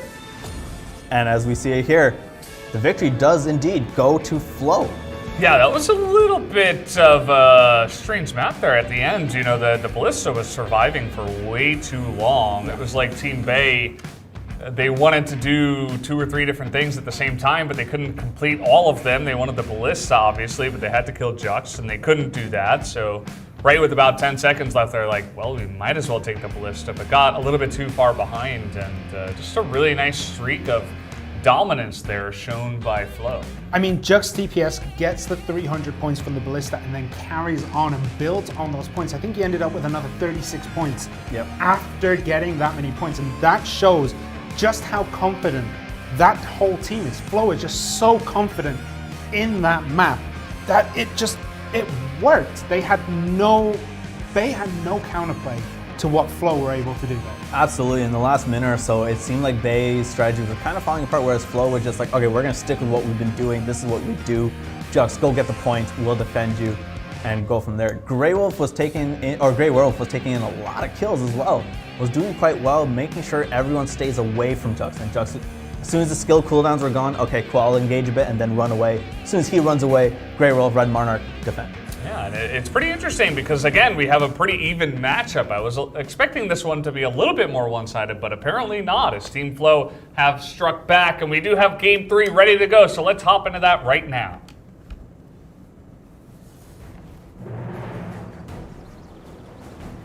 As we're already on to Temple Raiders, not wasting any time here, getting back into the action. Grey Werewolf this time is being flanked by both Jux and Red Monarch, which is good. It's keeping them alive. But as I say that, Grey Werewolf has been taken down. Yeah, he spent a long time in the middle there. Usually we see him go straight into the spawn zones of his opponents to try and just will them down ever so slightly, but this time he plays it a lot more reserved. And again though, pays the price and goes down. Like, the guy just cannot seem to stay alive in this match. Yeah, with Big Guy as well, taking in quite a few points over there based on orbs and whatnot, but a little bit disjointed. They're definitely surrounding the areas as well, whereas you see with Flow just taking control of the center there. Grey Werewolf is down again. Red Monarch is very, very low. He might go down to a brief gust of wind here. He has so little HP left. And look at Big Guy. He's just standing quite literally in the middle of the field. Now he's kind of over by the brush, but he was standing right in the center, just shelling down flames from the sky onto anyone else. His 2 teammates doing a good job distracting and holding them in place. As it has become a little bit more even, but now with Red Monarch going down, that's more orbs, more kills, and more points over to Big Guy. Yeah, Big Guy was kind of surrounded there. I think it was a 3 versus 1 for a slight amount of time there, and he still survived and took next to no damage. Grey Werewolf again dropping here. Did manage to pick up some points before he did. But the 2v1 just absolutely wrecked Grey Werewolf there. I think Team Bay is definitely taking advantage of all the respawns that are happening. As soon as one person is respawning, okay, let's go take out as many people as we can. And just conglomerating their attacks on one person. Lagos is now here. Big Guy doing a little bit of damage on the outside, kind of playing it somewhat passive. Lagos, I think as soon as someone starts doing damage, they're all going to focus. There it is. Yeah, here we go. Everybody is kind of joining up in the middle now as Big Guy is going to go for the big damage. All 3 of them in there, and that is going to be actually Pangu picking it up, as now he is the guy that has the Lightning and is looking to ride that into some more kills here. It doesn't look like he picks up any, but still a nice hefty lead to Team Bay for now. Flo bounced away really quickly, and it looked like Pengu was just, okay, let's just kind of stick with our team. I don't want to go in and catch myself in a bad position once I come out of the Lightning. Yeah, and Jux TPS was trying to hunt down Pengu. Pengu just slapped him away like a fly, got more points, and it just looks as though Flo's game plan has completely collapsed in on itself as Bay continue the hurt in the spawn zone. Even Grey Werewolf now sitting top of his team isn't gonna be enough for Flo. There's still 30 seconds left though. If they can get Big Guy down, if they can get Pengu down, they might stand a chance, but they're finding it difficult to lay the hurt down. Big Guy gets really low and they actually do take him down, and now it's only 6 points difference. 1 point difference now. Oh boy, this is getting really interesting down to the wire here. Bay slightly in the lead, but the Lightning here to Pengu. He's doing so much damage on that side against the wall. He takes down Grey Werewolf, and that will be enough damage and points to go into their favor, as that will be another step forward as Pepe actually by the end of it had the most points for his team. They ran away with it after that statue over there. That was definitely the key turning point, but they also got a couple kills in there, so the kills definitely swung in the way of Bay. Well, I mean, Pepe was ridiculously low fighting over that monument. Like, as they were fighting there, Pepe went down to like 10%, 5%. He got out of there. He was just like, I need to survive, because if I die, there is a chance Flo can come back. He escapes, he gets away from everyone, and Flo just didn't have enough in those last 15 seconds to pull it back for their team. Bay take the 2-1 advantage, but we are going on to Flo's better map. Absolutely. Flo does do well, clearly, on the wider map with less obstacles, just because they have the mobility to be able to do so. And they have the skill to be able to control their mobility and to be able to move in and out quickly, which is going to be great for them. But again, like we said before, an open map, especially for Bay, who have a Raven and 2 casters, this is going to be kind of a slugfest, I think. Yeah, and it's going to be interesting to see if it kind of goes back and forth once again here, as it looks like Game 4 is ready to go, so let's hop on a Keeper of the Relics right away.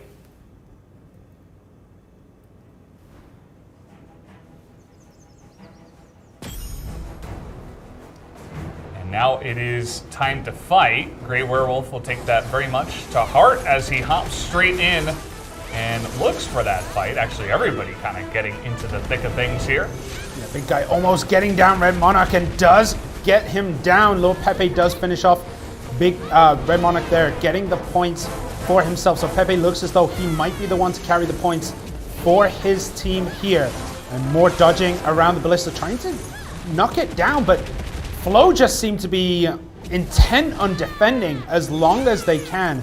This Ballista, it's still very, very healthy as Grey Werewolf just escapes here with his life. Yeah, with Bay, what they saw was Grey Wolf coming in, and they took both casters to the sides and then just started pinching. So that got them a lot of early kills. Now they're going to go in for the orbs as well. It's still really close to tell. You never know what's going to happen on this map for sure. Grey Werewolf and Jux is doing great in terms of damaging and laying down the hurt on the other team, but they just can't seem to be able to finish it off right now. Yeah, and even the orbs are going to the way of Bay here, 5-2, and the points just keep racking up on the team that is 1 win away from taking 3rd place. It is definitely a case of confidence. Once you know you're a win away, you have the crack under pressure, you don't. They're just seemingly running away with the entire victory here. Yeah, they're definitely in the lead. It does look like they're a bit low, but as you mentioned, pretty confident. Double salvation on the side of Flo, so they're just going to hop in there. But still, the monument is going to go the way of Pepe as he takes down that statue there. So hefty amount of points in their favor. Even if the Lagos gets taken here by Flo, it would just be to catch up. But it's going to be difficult for them to hold on to it. You can see Pengu also getting pretty low here. Yeah, both Pengu and Pepe are very, very low against a very healthy Flo team who look as though they might be able to get Pepe down. He is very low. Pengu, though, straight back up to health and helps Pepe as well. Both now back up to full health as Jux TPS gets the Lagos and gives a slight lead to Team Flo going into the last 1 minute and 10 seconds of this match. Absolutely. It's trying to take out as many people as you can. With low HP, though, you got to run away a bit and see what you can do. Hopefully, you can get some kind of health in the back here. Yeah, you got to be looking for those healing orbs. You got to be looking for salvations. Anything to stay alive and hold on to your lead. But a ton of damage now coming out from Bay. Even Big Guy throwing himself in to just try to claw back some points here. No ballista's taken either just yet. Yeah, Flo has the lead right now, and like that was gone. Just because of the amount of health that they had remaining, they gotta find a way to be able to take out Lord Pepe and Pengu. Just because Lord Pepe has been supporting Pengu for quite a bit here. As soon as you remove one of them, then you can try and close in on the other. But they just haven't been able to figure that out. Yeah, and even Red Monarch has been struggling to get points on the board. Jux PS does manage to get the ballista down. Can he hold his own for the next 15 seconds? We never usually see it that way. But that is the only way I think Flo can take this, unless they get those massive kills on Pengu and Pepe. Bay needs to take the ballista right now, and they do, so they hop forward. And now with 3 seconds left, oh, that's a huge kill onto Pengu, and now we are all tied up once again. As Jux CPS ends up with the most points, he gets the kill even with all of those points. That guy is a hard carry. Yeah, Bay's strategy of keeping the ballista all the way to the end was working out, but then Pengu took the unfortunate fall right at the end and just swung in the way of Flo. Crazy, crazy match again from Flo, though. Like, these last minute wins and losses. I mean, they lost last minute in the last match. Just how are they producing this? They looked out of that for the longest of time. You had Pengu and Pepe sitting on massive points, looking like they weren't getting injured at all. No one was really focusing them down. Flo flicked that switch and just take it with relative ease. They cut it close, they cut it fine, but they got the victory. Flo has kind of had a weird stat today that I've been keeping track in my mind. In the last 10 seconds, if they're down, they'll win the match. It's very strange, but it seems like there is a clutch play. There's a clutch gene that they're having where they can just kind of squeak out the right points on that map, though. Yeah. On that map, that is their home, that is their base, and yeah, that was an intense match all the way up to the end. Yeah, it's incredibly close. We get another best of 5 that goes all the way, and I'm getting the word now that game, but they're able to tip them down to about half, so a very slight lead, but it's still very close here on the final map of this best of 5. Yeah, everything's pretty close here in terms of the orbs as well as kill ratio. It's been interesting now. See where Lagos is gonna fit into all of this. They are still trying to go for the PvP kills, but then as soon as Lagos kind of goes around 12 health bars, they're just gonna go straight up at it. Yeah, they kind of just ignored him for a little bit, and we're gonna see who is gonna be able to get it down. Will the burst be there for Bay, or will Flo be able to get it? It's coming down to the last few bars, and it goes the way of Big Guy, who gets those extra points for Bay. And now it looks as though they are going to be able to close out this match, but there is still 70 seconds left to see who will win this one. It just all comes down to how they perform on their ballistics now. Or ballistics, sorry, yeah. This is going to be interesting on how they're going to control that. Because Bay didn't... Oh, there it is. Flo took one. Yeah, they're getting in there right now. They know they need to not focus on the ballista for later. They need to pick up the kills now. After getting that ballista, Jux DPS up to full health. He's able to Dark Mist away, and now he's looking for hunting anyone he possibly can. They need to steal points away from Big Guy, ideally. Yeah, Jux PS over there, obviously the point bearer, but is getting thrashed in the side there. And he's down. And is taking a huge hit. Jux PS, almost as if his HP bar was Control-A deleted there. It just disappeared. And Flo are in a world of hurt because Bay still haven't took the ballista. I think they're going to go for Lord Pepe, but Lord Pepe got the heal over there, and now it's just a matter of time. Yeah, all they got to do, Bay, is pick up the ballista, and they do. 8 seconds left. Pengu is a bit low, but I don't think that's enough time to take him down. 5 seconds, he'll run around in circles, and it looks like they will be able to pick up the victory just like that. They finally figure out how to get that assassination on the Jux DPS right at the end and right on time. So Bay just barely will be able to pick up third place. It seemed like Flo took the ballista too early and it took Jux out of the play because you had to defend Jux at that point. There's nothing else they can do, which gave Bay more than enough time, which was about like, let's say 40, 35 seconds to kind of conglomerate their plan and go, okay, kill Jux, take the ballista, then we're gold. Yeah, but the thing is, like, we've seen Jux PS time after time today getting these engagements survive. Or like, he takes damage so slowly. This time he was caught with his trousers down because he was just deleted off the board. I was looking at his HP bar. It just went from 100 to 0 so quickly. I don't even know how it goes down that quickly because we haven't seen that today. We haven't seen anyone but Grey Werewolf go down as quickly as Jux PS. What it seemed like was that I think Jux accidentally hit the ballista and then took it and then now had to play on a defensive end, whereas the rest of his teammates were kind of confused as to what to do at that point. Because generally they take it in the last few matches that we've seen, they always take it in the last 15, 20 seconds, whereas they took it at 45, which gave them, the other team, too much time to kind of coordinate their attacks and figure out what to do next. Which for Bay, as we've seen, and congratulations to Bay on that, in the crunch time of things, Flow comes out on top usually. But because this had a lot more time, Bay was able to strategize more. Yeah, and that was a pretty one-sided map there, just because of the way that coordinated attack came in right at the perfect time. So it took them 3 tries, but they figured out that map finally, I suppose. And as you mentioned, some interesting ballista take timings. Generally, that's what you want to do. You want to wait until the end. You get it super low, and then you get the last hit right at the end so that they can't potentially steal away your points, with enough time. If you do it with like 5 seconds left, that's perfect because they're not going to be able to just focus you down. But as you mentioned, if you have it for a long time, that's just more opportunity for the enemies to take your points. So. It definitely seemed like a misstep because Jux was the one, specifically in that round, that was getting the most kills and trying to deal the most amount of damage. But then once you become the point bearer, now there's a bit of an issue, even though as you are supposed to, And we do have the results actually of the match, so we can take a look at that first and talk a bit more about how this all ended up this way. Jux again in number 1. Yes, look at that. But Lord Pepe coming in really close on that one. Again, Jux TPS were, being the point bearer of it. Lord Pepe and Pengu were handling most of the points and guarding as much as they could. Especially Lord Pepe as a Raven was able to kind of get out of dodge really quickly. But yeah, the points are pretty close for top there. Yeah, Pepe switching to the Raven definitely helped out his team a lot because he was on the Archmage before. So he would have found it really difficult to get those points when they were running the 2 Archmage system. So they switched it up and it worked perfectly here. I mean, perfectly would be 3-0, but it still worked. Yeah. Got the job done. It got the job done. And I mean, Jux PS was in the difficult position of being the main damage dealer and the point carrier at the same time after taking the ballista. I don't know if it was a mistake. It might have been them throwing that Hail Mary pass because they were down. They were losing most of these engagements. So they probably thought, if we go for this, they'll target Juxt.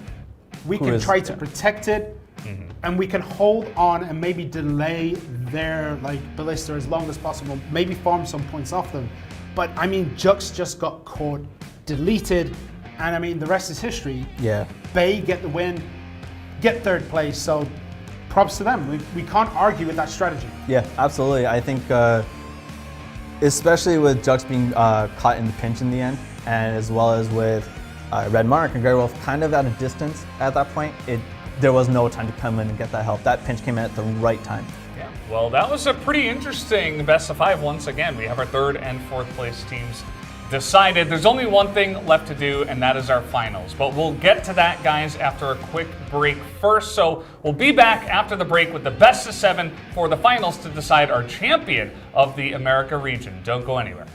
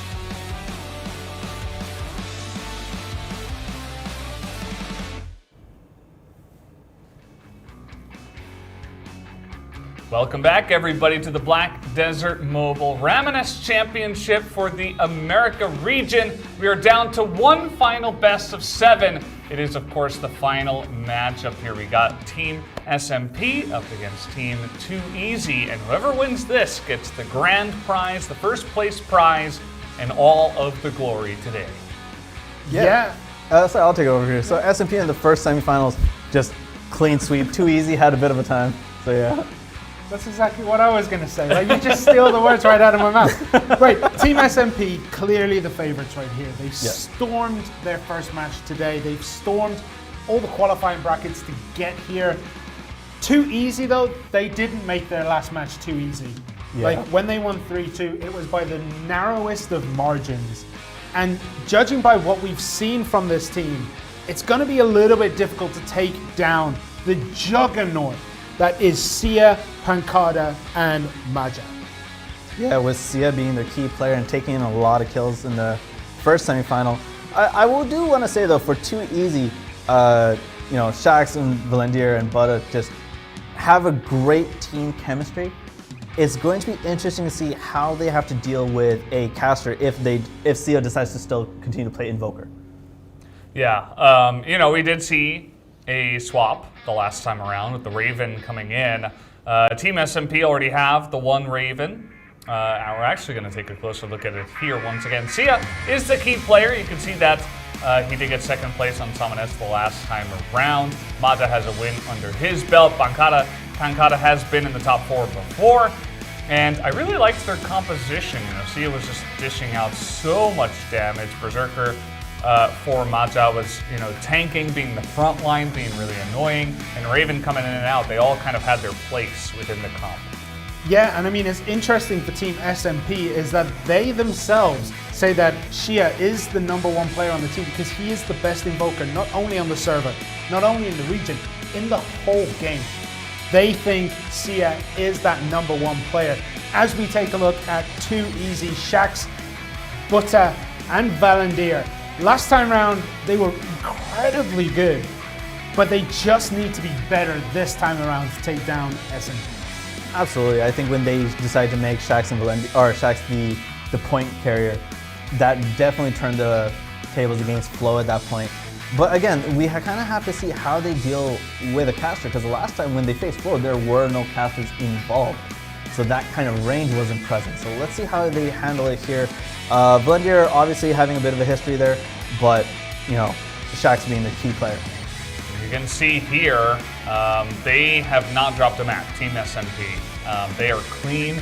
This actually only is the results from the up until the round of 8 and up until the semifinals, and that, if you add in another 3-0 on top of that, they're 10-0 overall. Whereas Too Easy did take a couple of losses in their semifinals and gained 3 wins. So overall, Team SMP, as we have mentioned, they are the favorites here, being undefeated and all, and obviously looking very strong in their victories. Absolutely. I think the first match will kind of be to feel out each other and see what they do, what kind of strategy they decide to go with off the initial as well as at the end. And then whoever can make the right amount of adjustments after that, I believe will be able to take it for sure. But again, all numbers are looking towards SMP right now as they are the clear favorites. Too Easy, though, I don't think will go down without a fight. Yeah, it's going to be interesting because Temple Raiders was the best map for Too Easy. Even in the last game, they just about squeaked that last win on Keeper of Relics. Temple Raiders looked like SMP's home ground. Like, you challenge them. Nobody else seems to play the way they do on that map. And then you get to Keeper of the Relics, where Team SMP, again, just seem at home in that area. Too Easy lost 2 times on that map and won the 3rd and final match. So it's going to be interesting to see how the best of 7 format plays in here. But regardless, it just looks as though SMP are going to steamroll, but I still have faith. I still think Too Easy can make this difficult and even maybe scrape out a win by 2 points again. Yeah, we'll just have to wait and see, as we do have game 1 ready to go. So let's hop into that right away.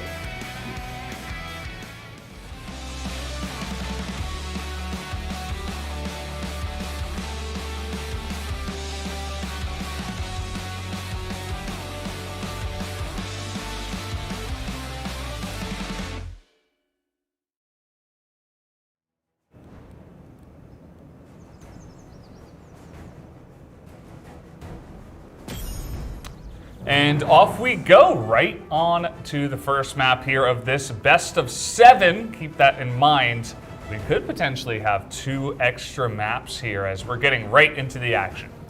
Yeah, you saw SMP kind of take each lane, but now they've kind of conglomerated just to kind of go help Sia, because that's basically been the target for Too Easy right off the get-go. Yeah, and Shax went down without a fight there. No real damage done on the side of SMP, but Too Easy already losing one of their key players, losing only a few points as we're at 33 to 28. Again, this first match will be to feel out what the strategies are going to be for each team going forward, because it is a best of 7, so there is a lot of time to make up for ground. The scores are really close, but the orbs are going in the favor of Too Easy at the moment. Yeah, but SMP don't really need to fight for that. They're going to get this monument rather uncontested here as they get those extra points on the board, unless it gets stolen. No, they do manage to get it without too much of a fight from the side of Too Easy, who are playing a very passive game, not really engaging too much with SMP and instead controlling those objectives. They do have 6 orbs to the 2 of SMP.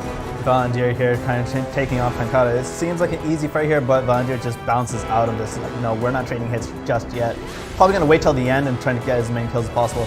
Maja over there is being flanked with Sia to try and help out, but haven't gotten a kill there. Butter does indeed go down, has to respawn. You see the lightning comes in from Sia. He is going to be able to pick up the 1 kill onto Valandir, so you can tell in the beginning of this first map already, it does feel like Team SMP have the lead here. You can see it in the points as well. Sia seems unkillable, even through all of the hurt that he has taken so far.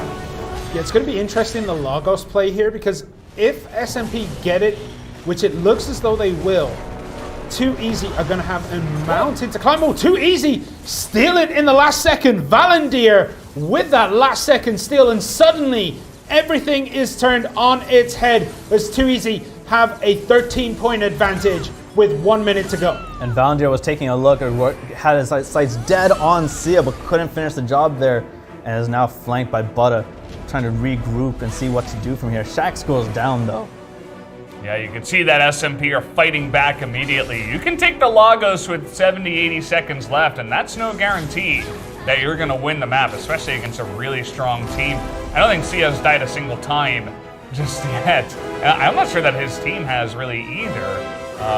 You know, a couple times here and there, but just slowly but surely, SMP are once again taking the lead. I mean, it's kind of crazy that Sia hasn't taken the Lagos. Valandir has, yet Sia is right on the heels of that point total of Valandir. Sia is just an absolute monster right now, especially when Too Easy group up the way they have, and the damage is just rolling in from Sia, who continues to lay down the hurt while Maja and Pankata try to clean up the scraps. We get line in there. Valandir is down again by the look of it, if not on a minuscule amount of HP, but is back up. They're just hunting Shax right now, and you saw that, like, with SMP, most of their points have come from PvP fights. It's 93 to 87, 1 second. Oh, they get it right at the end. A-Team will hold on, SMP. And that was a little bit scary. You know, they were very much in the lead, very comfortably after they took down Valandir, but then all of a sudden a couple of kills go the other way, and you never know if they were going to come back. So a little bit topsy-turvy there at the end, a little bit turbulent, but still SMP do come up on top. Yeah, it was very close. Sia went down in the dying seconds of that match, and I feel like if that happened maybe 10 seconds earlier, we would have seen a very different finish from Too Easy, who might have been able to sneak out that win. Because again, they leave it till the last seconds, the dying seconds of a match, before they even seem to engage with the opponent in the way that they seem capable. I mean, they took down Sia. If they could take him down in the last 10, 15 seconds, why weren't they doing that before? Maybe just because finding these weaknesses? Well, Sia wasn't able to be caught for a long time. He was just kind of going in, out, draining just hell on everybody at that point. Also, you have to remember, SMP's point totals came primarily from player kills, because even though Too Easy got the Lagos, the scores are really close and somewhat in favor of SMP for the most part there. Yeah. And that's where we ended up after the first game. We have game number 2 ready to go right away, so let's hop into another Ramoness right now.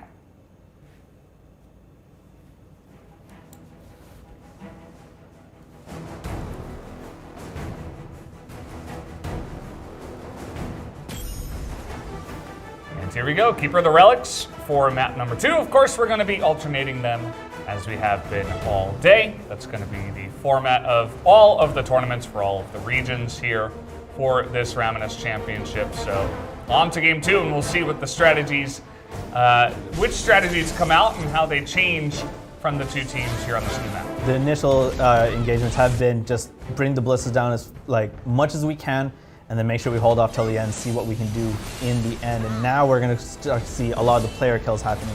Yeah, Shax is very, very low. Will he be able to survive and continue to lay down the pain here? He is getting the Monument of Battle down as well in the center, but Valandir does drop and is the first player to drop on the side of 2Easy. And I mean, orb control still is in the side of SMP, and just continuing to build up on this lead, but 2Easy do get that monument. SMP is getting all the right 2v1s right now. They took out Valandir. They're looking to try and take out Butter at the point as well. Butter just engaged too much, and there it is. There's 3v1 there. Yeah, Butter definitely bit off more than he can chew as he goes down in a 3v1 situation. But that does open up Shax and Valandir if they could get some of these orbs that are spawning around the field. If they can try to find positions, they will be great going into the later stages of this match, but they are slipping further and further behind in both kills and objectives. Again, Valandir caught in that pinch and just got knocked out there. Shax and Butter trying to regroup and trying to stick together and maybe see if they can maybe take out Maja or Sia. But you can look at SMP's point totals, that they're all very close and up there. And it feels like Shax is the only one that can avoid the onslaught right now from Team SMP. He's sitting at full health. He's played very passively. This could mean that Team SMP have a better chance at this Lagos as they are getting onto it. The Ballista taken down and the Lagos will go to 2Easy. A huge point jump in their favor. Yeah, but look, Valandir has nothing left. If he's caught out here trying to escape with the lightning, couldn't really use that offensively, and he is in a world hurt, but does get another kill. Valandir is on an absolute mission here. He has 1 minute left. He needs to survive. He needs to hold on to the points and has to hope that Shax and Butter can get more points on the board, but they are so far in the lead right now as Valandir is found out, trying to find out where he is. He's very low. Is he going to go down? He's having a bit of pain over there. SMP definitely took some time to re-strategize because they had a minute left, and now they're trying to take out Valandir's puzzle.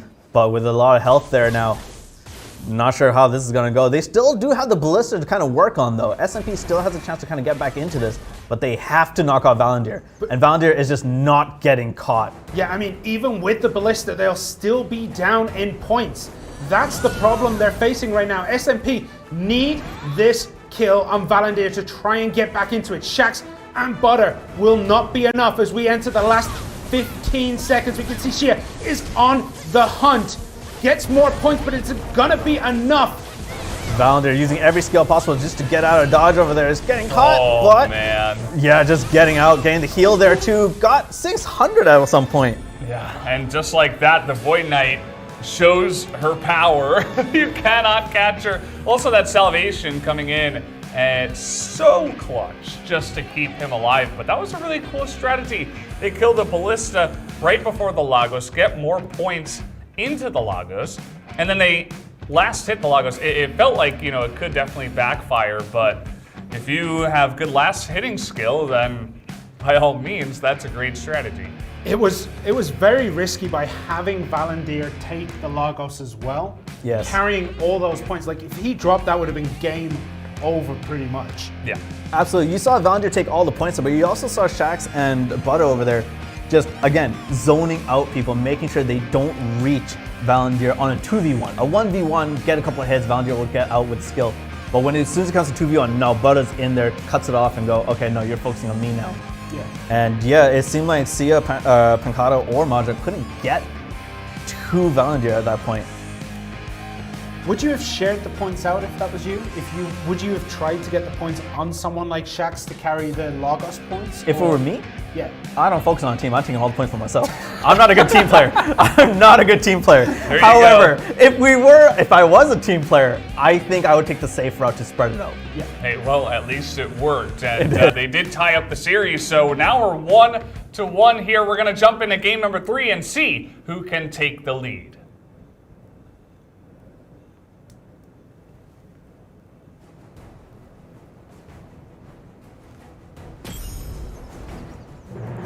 And off we go.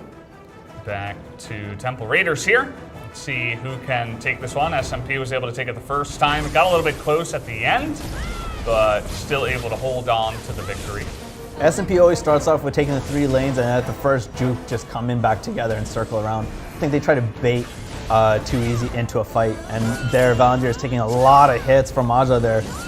Yeah, it seems like the initial back and forth was like pressure Sia, try to make Sia out of the game, get it so that we can control at least a few of the orbs that are just spawning around, but they just cannot seem to capitalize on that. As Pancada is trying to escape with his life here, but Butter goes down. Valandir is almost out. Shax is almost down too. An absolute team wipe here for SMP, who are in the driver's seat of this one.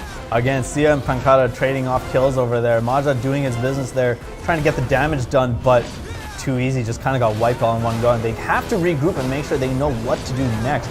Maybe focus on Pancada, maybe focus on Sia, but they can't seem to get a 1v1 there, or 2v1. Well, at least Shax is able to take down the monument here, and you can see they're chipping away, but now Shax has taken a bunch of damage, so it's not going to be easy. It looks like Team SMP almost angry after that last loss on the map. So Sia, once again, he's low. He actually nearly goes down, but he will survive for now. Shax is definitely carrying the team with a lot of points there, but just having it in focus, it makes you a target, as you can see right there. Maja just went in and Sia went in just to try and take him out. Yeah, and Sia is still trying to fight. Hanging around the Lagos might not be the best when you have this much HP, because you might just get caught by an interesting AoE that just gets planted on your face, but he is still up and around. Shax is in the face of the Lagos, but is slowly getting defeated by the damage around, as we see the Lagos starting maybe to be the target here for both these teams. Pancada's almost down, Maja's almost down. This is a great way to turn it around right now, instead of focusing on the Lagos, because the Lagos still has quite a bit of health there. Yeah, definitely taking much more time to try to focus this down. Pancada just kind of waiting in the wings, but Pancada goes down. To go down, and now in the lead here is Too Easy. SMP really need this Lagos, but we'll see if they can get that last hit. Who's going to get it? No, it goes to Too Easy again, as they are taking the lead big time in this game. Yeah, Valandir taking out Maja there. And not just that, also throwing out the chat Too Easy macro there. Like, Valandir is on absolute fire right now. He was having a very, very quiet game up until that Lagos spawn, where he just kicked it up a notch and started to lay on the points for himself. He has 68 points. The closest on SMP is 16, who just seem to be crumbling on this map to the power of Too Easy. And just like that, it's still going their way. Shax has 43 points. Butter is racking up the points as well. And it has all gone wrong for SMP, as Too Easy look as though they're going to close this one out with the last 10 seconds remaining. SMP in disarray now. They're just kind of going rogue and trying to take out whoever they can, but it's not working out. Valandir doing well, Shax doing well, Butter doing well. That is great teamwork that we saw right at the end there, where they defended the payload and go, no, you're not coming near them. Oh man, that was the most one-sided victory I feel like we've had. Even the last one, where they were up like 400, 500 points, still that got close towards the end, but this one was just kind of domination throughout. The early game went a little bit towards SMP. They looked angry, they were getting a lot of kills, but then eventually Too Easy just came together as a team and got every objective, every kill. SMP was scrambling, and it looked very one-sided actually in the last half of that one. Well, I mean, Valandir was having the quietest game we've seen him play. He was down at like, I think 7 points was the lowest he got to. Like, he was kind of teetering that 10 to 7 point range. Then basically gets the kill on shit and just doesn't stop his slaughter just continuing to rack up those points, getting everything his way. Too easy, take this one. But SMP, it looks as though something broke in their strategy, in the way they were playing together in between that first win and this loss. Like that Keeper of the Relics game looks like it shook them. Absolutely. I think what happened was right after the Lagos was taken by Too Easy, SMP just didn't know what to do because Valandir just got a kill right off of the Lightning as well. You saw Shax take a kill as well, and they're all resin. They didn't know what to do and know where to focus. Whereas Too Easy threw out a chat macro, and we're just like, all right, we got this now. And as soon as Valandir had the points, the other two, Shax and Butter, immediately changed their roles. You can see Butter not go super aggressive anymore. Okay, we're taking these lanes here. Valandir stay in the back there. But up until that momentum shift, everyone on Too Easy was low in points. Absolutely. No, I don't think anyone was above 10 up at that point. And then suddenly something clicked. They get the Lagos, they get the kills on Shia, they get the kill on Pancada, and then it just capitulated. It just kept going and going and going. And Too Easy just close it out, make it look considerably easier than it was. Yeah, and you guys talk about being shook, you know, kind of what are you going to do? They take a timeout. SMP are actually currently in a timeout discussing what they want to do. Maybe they'll change their classes. I don't think they will, but this is one of those things where I think you guys are right. Like after the Keep of the Relics, it's like, oh man, what happened? And then you just got to go right into the next game. It's a lot of pressure. Even the players might be arguing or discussing something still, and you have to go right into the next map. And well, SMP was undefeated up till now, and they've got 2 losses on them. In a row. Yeah, not just, in a row. Not just 2 losses, they got it's 2 spanked. losses in the back. Yeah. I mean, I wasn't in going to that say last one, you know? That last one was just, what could go wrong went wrong for them. Because they had the PvP kill control, they had the orb control, they had the statue control. And then Lagos spawn died, and then everything just turned around on them. Yeah. Well, the timeout is done, so actually we're ready to jump into game number 4. Let's see who can get the win in this one as we hop back on the Ramoness.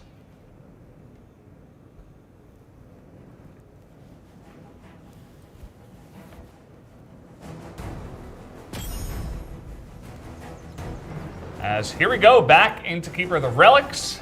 From what I can tell, looks like they have kept the same classes here. And so just using that time to discuss what will be the strategy this time around. So you have Sia there just trying to take out the Ballista, and as well as people around it.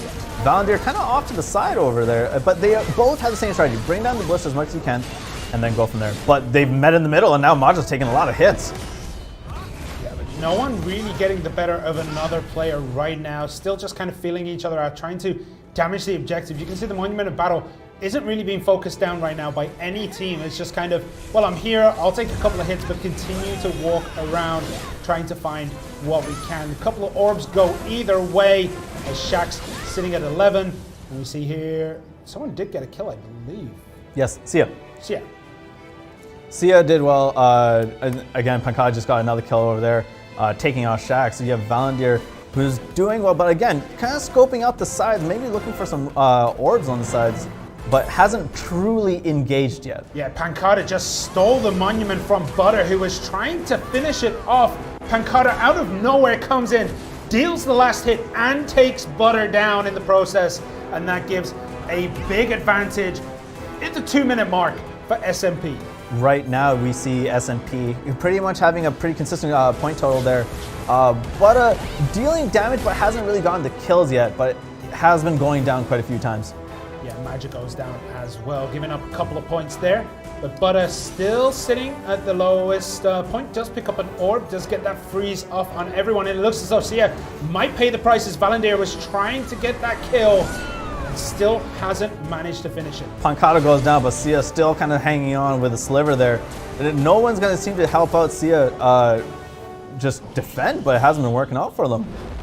Yeah, this Lagos up, but nobody seems to care. Everybody's just hunting each other down. With so many low health bars, I can understand it. You want to get those kills first, get some more points on the board, get control of the map before you do go for this big objective. It looks like Maja is getting to work onto that alongside a Pancada with some skirmishes on the side. Too Easy once again in the lead. Look at their orb lead as well. They get the Ballista down, same strategy here, and the Lagos this time around will go to SMP. This is too close now. Now that SMP has a ballista to kind of work on, they have a pretty decent lead. They gotta try and take out Valendir. Valendir going down. Is he gonna get taken down? It is so close. He has next to nothing left. And he goes down, and that's a huge swing on the side of SMP, who still haven't taken the ballista of their own. Pancada is still just rolling with points. Probably looking around to see what else he can take out.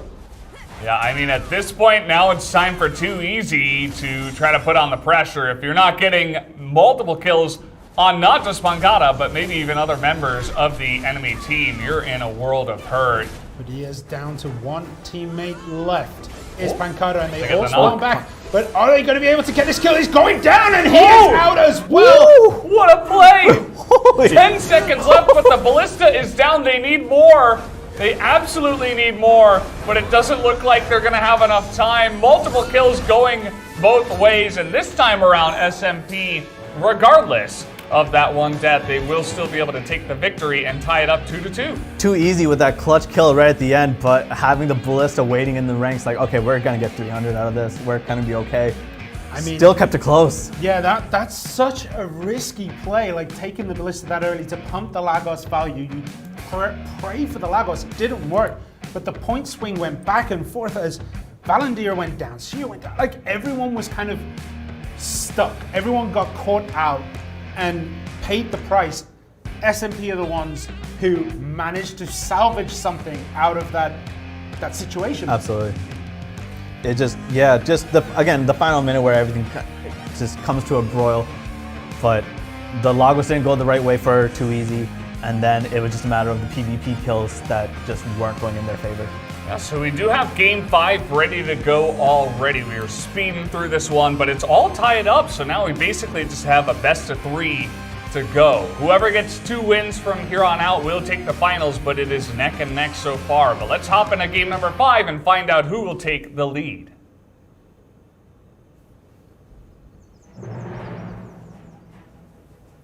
As we are right onto the map, no delaying this time around.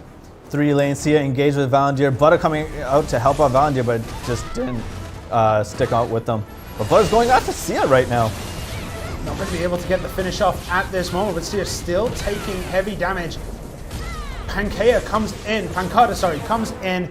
interrupts the fight. Butter just has to back out and does eventually go down here, as no orbs have been taken. There's still more fights over the statue, and there it goes. Sia gets the monument and takes that early lead for their team as the orbs start piling up. Sia and Maja making some big plays for the team right now. Butter also trying to get the orbs as much as they can, but even though the orbs are kind of even, the PvP kills are kind of swinging in the way of SMP. But we've seen Too Easy turn it around time after time after time. Can they do it again? Valendir kind of in the middle of no man's land, no one around him. So Sia trying to do what he can. Maja also applying the pressure here. Takes down Butter too. Butter goes down. Yeah. Maja almost going down. Does go down. Yeah, and with the lightnings out here, you're just seeing so many kills, one after the other. Both teams trading back and forth heavily. The Lagos not even spawned, but still a lot of kills on the board. Valendir, as you can see, pretty low. They would love to snipe him out, but he's got some help from his friends. He's got Shax over there, but that kind of leaves Butta all alone, so they're kind of just going to sacrifice him this time around. Butter goes down. They're not going to wait to go regroup, I think. They're just kind of going in there. Sia is leading the charge with all these attacks and interrupting any battles that are happening. Pancada and Maja are the ones that are engaging as much as they can. Lagos here, some people focusing on it, but not entirely. They're still going for the PvP kills. Yeah, I mean, SMP have total map control right now in terms of orbs, in terms of everything. And it looks as though they're going to get the Lagos as well, as control is firmly within the grasp of SMP. Too Easy has it all to do in the last 70 seconds, but Maja kind of taking some damage here. Will they be able to capitalize? No. Valendir almost out of the picture, and that's the biggest point, but does pick up a kill. They need a minute, sorry, not a minute. They need about 100 points in about a minute. They gotta start targeting Sia. They gotta start targeting Maja, but Pancada is definitely making sure that he interrupts any 1v1s or 2v1s. Yeah, that's exactly what he's doing. He's sticking by Sia for now, just hunting people down. Shax is doing his best. You know, he's got the lowest amount of points on his team, but he can't quite get the job done just yet. He gets taken out there as well. Yeah, more orbs as well, and kills here to the side of SMP. This might be the most one-sided map now as well, as SMP are very much in control of this game. Yeah, that timeout seemed to do wonders for SMP, who have just knocked it up considerably and completely outplaying Too Easy right now. It still could turn, but it's looking very, very difficult on the side of Too Easy. Yeah, even though Valandir caught Sia just wrecked right there. Just made sure that, okay, your skills are on cooldown, I'm taking you out. That was, I think we were just watching the best invoker in the game, right? I mean, that's, you know, self-proclaimed by his team, but certainly he's got some skills. And even with the most points, he knew that even if he died at that point, it didn't really matter. They were so far ahead, and that was a really dominating victory. And now they're on match point, only one more to go, and they can take the finals. Yeah, as you two have said, I think the timeout has definitely helped out SMP in terms of gathering their things, so they just went 2 in a row. If they can keep that up, Too Easy may need to take a timeout or not, who knows. But I mean, I'd be worried if I was Too Easy taking a timeout and giving SMP more time to think. That's true. Like, you were in control. They took a timeout, and you guys are like, all right, we got this, man. Like, don't worry. And then SMP come out and do that back to back. By the way, timeout called by Too Easy. Wow. Just got the word. I mean, it's fair. You do kind of have to slow the momentum down of SMP and maybe cool them off here is the right call. I mean, that's a risk anyways, but regardless, they do need to come up with a strategy to deal with, okay, if the other team has a point carrier and they're in the lead, how do we engage that person?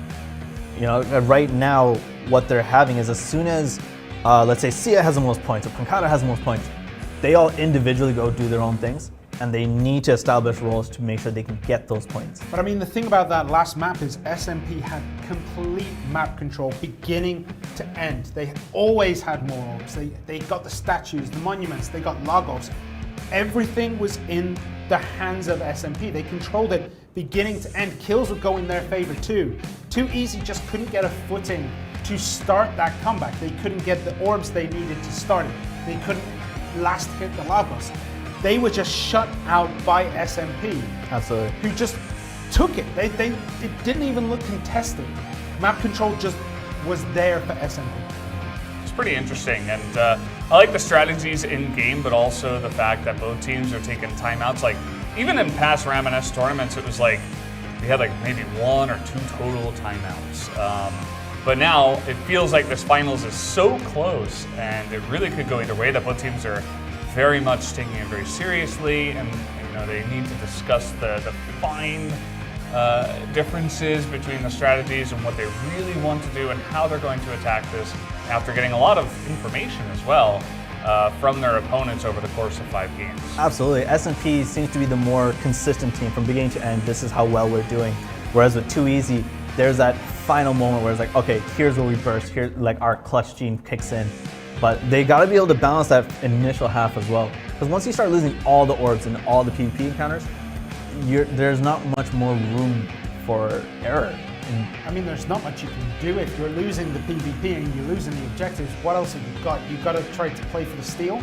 Yeah. It's not really where you want to be, though. You never want to have to play for a steal that, chances are, not going to go your way because you don't have the map control. But in defense of that, I think their burst is quite strong at the end when they start going all out. The issue that SMP is going to have is to deal with that burst. Okay, we've been consistent here, but at this point, this is when they start racking it up. So now we got to play a little bit differently, or defensively or aggressively. They got to figure that out, and it seems like they have in the last time out. Yeah, you know, like we said before, the timeout really helped them. We'll see if maybe Too Easy, if their timeout can kind of give them the momentum and give them a lot of time to think about what to do. And if they take the next map, then it's just the best of one. It's just one map, randomized between the 2 that we have, and it really could go either way. It feels like this is one of the closest finals we've had over the course of maybe 3 or 4 of these tournaments. So both teams taking their time, and I really like that it's potentially going to come down to Game 7 here. Absolutely, give credit to both teams for, you know, Too Easy taking 2 wins from SMP, who had been undefeated, as well as credit to SMP for bouncing back from 2 losses in a row and be like, okay, whoa, hold up. We got to go back to our roots. And by the way, we have Game 6 ready to go, so let's hop straight into the game right now and see who will take the victory.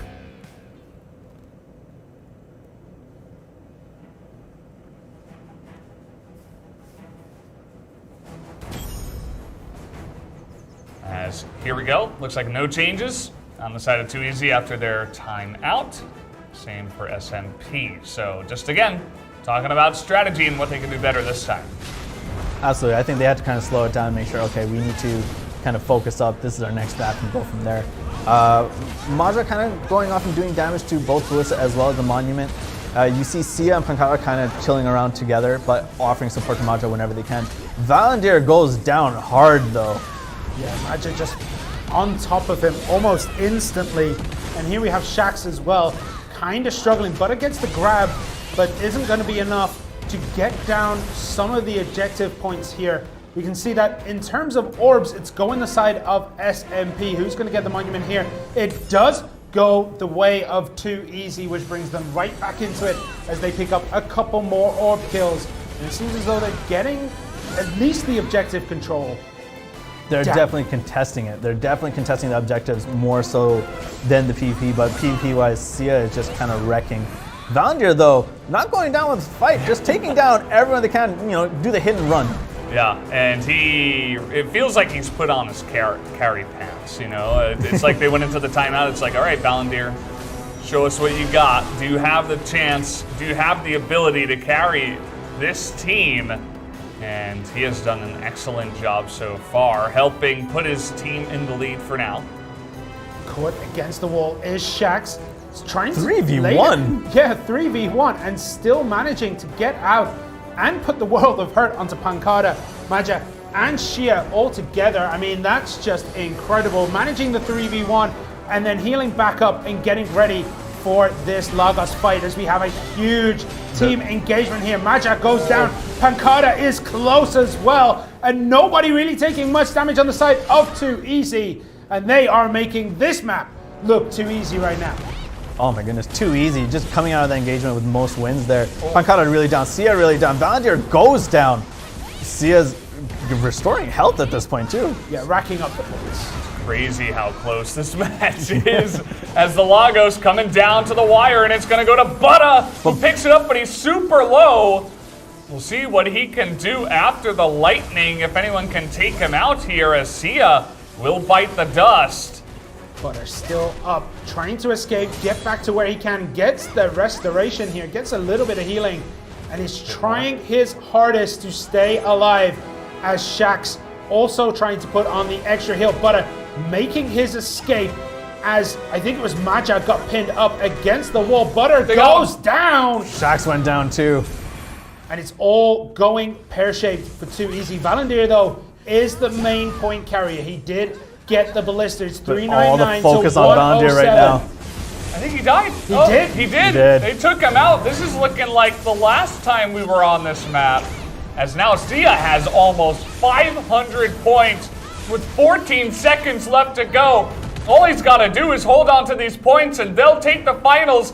He's waiting in the brush. They can't quite find him. And now he's fighting up against the enemies. 3 seconds left, and that's going to do it. SMP are the winners of the Ramoness Championship here in America. Sia just making big plays there. The ballista does go down early for Too Easy, but they just couldn't make up the points, especially when Valandir took the hit. Sia was just like, okay, I'm just going to relax now. Great plays to both of them there. Yeah, that was an incredible final match, but Team SMP were the dominant ones coming into this match. They had a little bit of a shaky midsection, but they managed to close it out with 3 straight wins. Incredible play. I mean, Shia, Pankara, and Maja 100% deserved this. They controlled the last 3 games flawlessly. Yep, and as we said earlier before, whoever gets a point carry on SMP, the other 2 immediately know the roles. Okay, we're defending. You'll never get to our point carrier. And you saw it in the last 30 seconds again. Yeah, and over the course of one best of 5, which they swept, and a best of 7. Lots of games played, and I feel like the experience definitely helped them out in the end. All 3 of these players have been in the top 4, the final 4 of a Ramoness championship, and now this is going to be the 2nd win for Maja. He did win an event match in last October. Both Sia and Pankata have been here in Ramoness championships and have placed in the top 4. Now they're going to have a championship under their belt. So definitely a huge achievement for this team. And we talked about it. They were the favorites. I thought Too Easy put up an awesome fight. Like, this was pretty unexpected. In my mind, I was thinking maybe even a 4-0, but the 2 wins in a row really showed that Too Easy gave them a hard fight. Yeah, and then SMP had to take that time out to just be like, guys, Yeah. we got this. We're SMP. We're not going to lose this. And then they come back and just sweep the rest of the series. I mean, Too Easy, they called their own timeout to try and calm themselves down, but it was not enough. Everything went the way of SMP on Temple Raiders, especially. And then that last Keeper of the Relics was just, it was flawless from SMP. We mentioned it time and time again, but just the map control from SMP has been dominant. Yeah. Just knowing how to play on each map and knowing that, okay, when we're in the temple, 3 lanes, juke on the first one, come back, okay, we're good to go after that. With the Keepers of the Relic, bring down the Bassi, but as soon as you see an engage, defend our own Bassi as much as you can as well. Go from a distance. Focus on the monument as well as on our own Bassi and just defend. So I think with SMP they did great. But again, give credit to Too Easy where it is. They're the only ones to knock off any wins from SMP. The whole tournament. Yeah. And we're also going to take a look at the match results here, see what the final points totals do end up being after all of this. Very curious, as of course with some extra maps being played. Well, actually, Valendir from Too Easy, even though his team only won twice, he was still on top by a significant margin. Absolutely. It's definitely those last second bursts of being the point carrier. But then as soon as Valendir gets those points, just a massive target paint on them by Pankata, by Sia. And guys, it looks like we may need to take a short break. We're going to have to decide on an MVP. So give us some moments to jot down our votes.